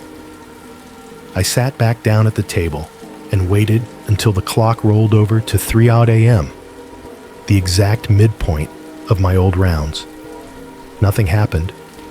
No new emails. No sounds out of place. No taps on the glass. That was almost worse, because it confirmed what I was beginning to understand. Whoever was watching didn't need to announce themselves anymore. They didn't need to scare me. They had already established the pattern, already proven they could see me when they wanted to. The photo had been enough. A reminder. A punch-in. I stayed awake until dawn, not out of fear, but out of a grim sense of duty I couldn't explain. When the sky outside began to lighten, I felt the tension in my body ease slightly, like something had ended, or paused. As the morning came, one thought looped quietly in my mind, settling deeper each time it repeated. I wasn't working security anymore, but somewhere, somehow, I was still on shift. Morning didn't bring relief. It never does when something unsettled has already taken root. The light that crept through my blinds felt thin and apologetic, like it knew it couldn't undo what the night had suggested. I made coffee and drank it standing at the counter, listening to the building wake up around me. The distant thud of a neighbor's door, water rushing through pipes, a radio turning on somewhere down the hall. Ordinary sounds, proof of other people, proof that should have mattered more than it did. By late morning, the thought I'd been circling since dawn finally pushed its way to the front of my mind. If someone had been inside my apartment to take that photo, then there had to be signs. Even the most careful intrusions leave something behind. A door out of alignment, a lock that feels different under your hand, dust disturbed where it shouldn't be. I told myself that checking was practical, sensible, not fear, just diligence. Old habits die hard. I started with the front door. I crouched slightly and ran my fingers along the edge of the frame, feeling for splinters, scuffs, anything that suggested pressure or forced movement. The paint was intact. The weather stripping sat flush, unbroken. I tested the deadbolt, then the handle, then the secondary latch I'd installed after quitting the job. Everything engaged smoothly, the way it always had. I checked the door chain, even though I never used it. Still intact. The windows came next. I moved methodically from room to room, lifting blinds, inspecting latches, pressing gently against the glass. No cracks, no looseness. The faint film of winter dust along the sills remained undisturbed. If someone had opened them, even briefly, I would have known. I hadn't. That realization didn't calm me the way I expected it to. It pushed me deeper into the routine. I checked the lights next. Not just whether they worked, but whether their placement made sense. Lamps, overhead fixtures, the small LED nightlight in the hallway I'd forgotten to unplug. I flipped switches on and off, watching for flickers, listening for delays. Everything responded instantly, predictably, reliable. The apartment behaved like an apartment should. Then I checked for cameras. That part took longer. I didn't rush it. I didn't want to miss anything. I stood in each room and let my eyes trace lines the way they used to trace camera angles in the garage. Corners first, then elevated surfaces, then anything that faced inward, rather than outward. Smoke detector, air vents, the shelf above the doorway, the router, the TV. I unplugged the TV and turned it around, feeling foolish even as I did it. I opened the back of the bookshelf and ran my hand along the top edge where dust gathered thickest. Nothing had been disturbed. I even checked inside the bathroom cabinet, half expecting to find something tucked behind cleaning supplies like a bad joke. Nothing. My phone buzzed once with a notification, and I jumped despite myself. The sound echoed too sharply in my chest, and I had to close my eyes for a moment to steady my breathing. When I looked at the screen, it was just a calendar reminder. Normal life insisting on itself. By early afternoon, I was standing in the middle of my living room, surrounded by proof that nothing was wrong. No forced entry, no hidden devices, no signs of tampering. If I were anyone else, if I were investigating someone else's story, I would have reached a conclusion by now. There was no intruder. The photo shouldn't have existed. That's when the unease shifted into something heavier. Because absence can be louder than evidence. I thought back to the garage, to how clean everything had looked after the evidence vanished, how the logs had been blank, the footage pristine, how management had stared at a perfect system and told me nothing was wrong. The apartment felt like that now. Too clean, too intact. I sat on the edge of the couch and let my gaze drift to the spot behind it, the angle from which the photo had been taken. From there, the room looked ordinary, intimate even. The back of the couch blocked most of the view, creating a pocket of privacy I'd never questioned before. I stood and walked to that spot, crouching slightly, seeing the room the way the camera had seen it. It made sense. That was the worst part. The angle wasn't dramatic. It wasn't hidden in some impossible place. It was practical, efficient. The kind of angle someone would choose if they wanted to capture a person without capturing themselves. I straightened and stepped back, my heart beating steadily now. Not fast, not slow. Controlled. I checked the email again, still there, still blank. Still holding that single image like a quiet threat. No follow-up. No reply when I tried to respond. The sender address remained unchanged, as meaningless as ever. I deleted the email, then I checked the trash folder. It was gone. That should have been a relief. Instead, it felt premature, like erasing something before you've learned what it was meant to teach you. The rest of the day passed in fragments. I ate without appetite. I answered messages with short, careful replies. I avoided mirrors because my own reflection felt unfamiliar, like someone else occupying my space. As evening crept back in, I turned lights on earlier than usual, filling the apartment with warm, deliberate brightness. Darkness had become something I no longer trusted. I told myself that was reasonable, that plenty of people preferred light. When night finally settled, I repeated the checks again. Doors, windows, lights, corners. Everything remained exactly as it should have been. And that's when it truly hit me. If someone had been here, then they hadn't broken in. They hadn't needed to.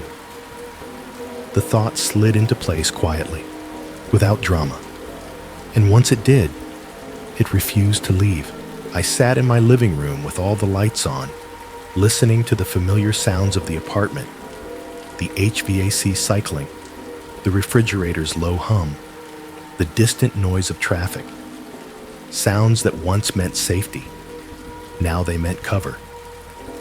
I understood then why there were no signs of entry, why there was no disruption, why everything looked untouched. Because whoever was watching didn't move through my space like an intruder. They moved through it like someone who belonged there, And as the clock crept closer to the hours I used to work, the unease settled into a cold, steady presence, whispering the same thought over and over until it felt less like fear and more like fact. Not finding evidence didn't mean I was alone. It just meant I was looking in the wrong way. And whatever had been watching me before knew that better than I ever had. The final email arrived without warning. No sound, no vibration, no preview banner sliding across my phone screen. I noticed it only because the room felt suddenly quieter, the way it does right before a power outage or a storm, like the air itself had paused to listen. I was sitting on the couch, lights on, TV muted, watching the second hand on the clock above the kitchen doorway creep forward. Night had settled in fully now, thick and deliberate, pressing against the windows. The hour mattered more than I wanted to admit. It always did. I picked up my phone and opened my inbox. There it was. No subject line. Same sender. My thumb hovered over the screen for a long moment. I didn't feel panic anymore. Panic required uncertainty, and I was running out of that. What I felt instead was a tight, hollow readiness, like the moment before a door opens inward, whether you want it to or not. I opened the email. This time, there was no attachment delay. No image loading line by line. The message appeared instantly, stark against the white background. You never clocked out. That was it. No punctuation beyond the period. No explanation. No follow-up. The sentence sat there with the calm confidence of something stating a fact rather than making a threat. My breath left me slowly, carefully, as if I were afraid any sudden movement might change the meaning of the words. I checked the timestamp. 02:59 a.m. My chest tightened. I stared at the message until the words stopped looking like letters and started looking like shapes. Clocked out. The phrase felt heavier than it should have, weighted with everything I'd tried to leave behind. The booth, the cameras, the logs, the rigid structure of nights divided into blocks of observation, shifts. I set the phone face down on the coffee table. The apartment was very still, too still. Even the distant city noise seemed muted, as if it had been turned down deliberately. I listened past my own breathing, cataloging the sounds the way I used to. The refrigerator hummed. The pipes whispered faintly in the walls. Then the air conditioner kicked on. The sound rushed into the room, low and mechanical, filling the space with that familiar, breath-like noise. My shoulders tensed automatically, muscles reacting before my thoughts could catch up. The unit hadn't been scheduled to run. The temperature hadn't changed. I hadn't touched the thermostat.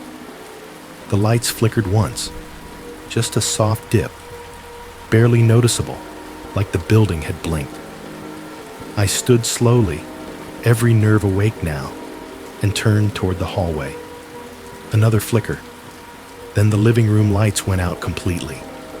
The darkness wasn't total. The street lamp outside still leaked a thin orange line across the floor. But the sudden absence of light felt deliberate, controlled. I didn't reach for the switch right away. I stood there, listening to the air conditioner's steady rhythm, counting the seconds between breaths. Somewhere behind me, my phone chimed softly. I didn't turn around. I didn't need to. I knew the sound. The small, precise click of a camera activating. Not the loud shutter of a photograph. Not the artificial snap phones make to imitate old mechanisms. This was quieter, more professional. A soft confirmation sound meant for someone standing close enough to hear it. A red LED reflected faintly in the dark, not from my phone, from the corner of the room. My heart beat once, hard and slow, like it was marking time instead of reacting. I stared straight ahead, my back rigid, suddenly aware of how familiar this posture felt. How natural it was to sit or stand without turning around. Behind me, the red light remained steady, watching. I thought of the garage then, not as a place, but as a role. The booth, the chair, the habit of staying still so nothing could surprise you, the way you learned to trust the cameras even when you shouldn't. I understood now why the photos had felt routine, why the timing mattered, why quitting hadn't changed anything. I hadn't stopped being observed. I'd only changed locations. The air conditioner continued its low, even breathing. The red light didn't move. It didn't need to. Whatever was behind me had already settled into position, patient and certain. I stayed where I was. I didn't look back, because I finally understood something that made resistance feel pointless. I don't work there anymore, but it seems the shift still hasn't ended. This story isn't just about fear, it's about awareness. What makes it unsettling isn't the idea of being watched, but how easily routine can numb us into accepting things we never questioned before. The narrator didn't lose control because of panic. They lost it because everything felt normal for too long. The real horror lives in familiarity, the moment when silence, systems, and habits quietly replace our sense of agency. At the same time, the story reminds us of something empowering. Awareness is the first form of protection. Not paranoia, not fear, but noticing patterns, listening to discomfort, and trusting that unease often exists for a reason. In a world filled with cameras, algorithms, and constant observation, this story asks a simple but important question. When did you last stop and really notice your surroundings? And if something felt off, would you trust yourself enough to listen?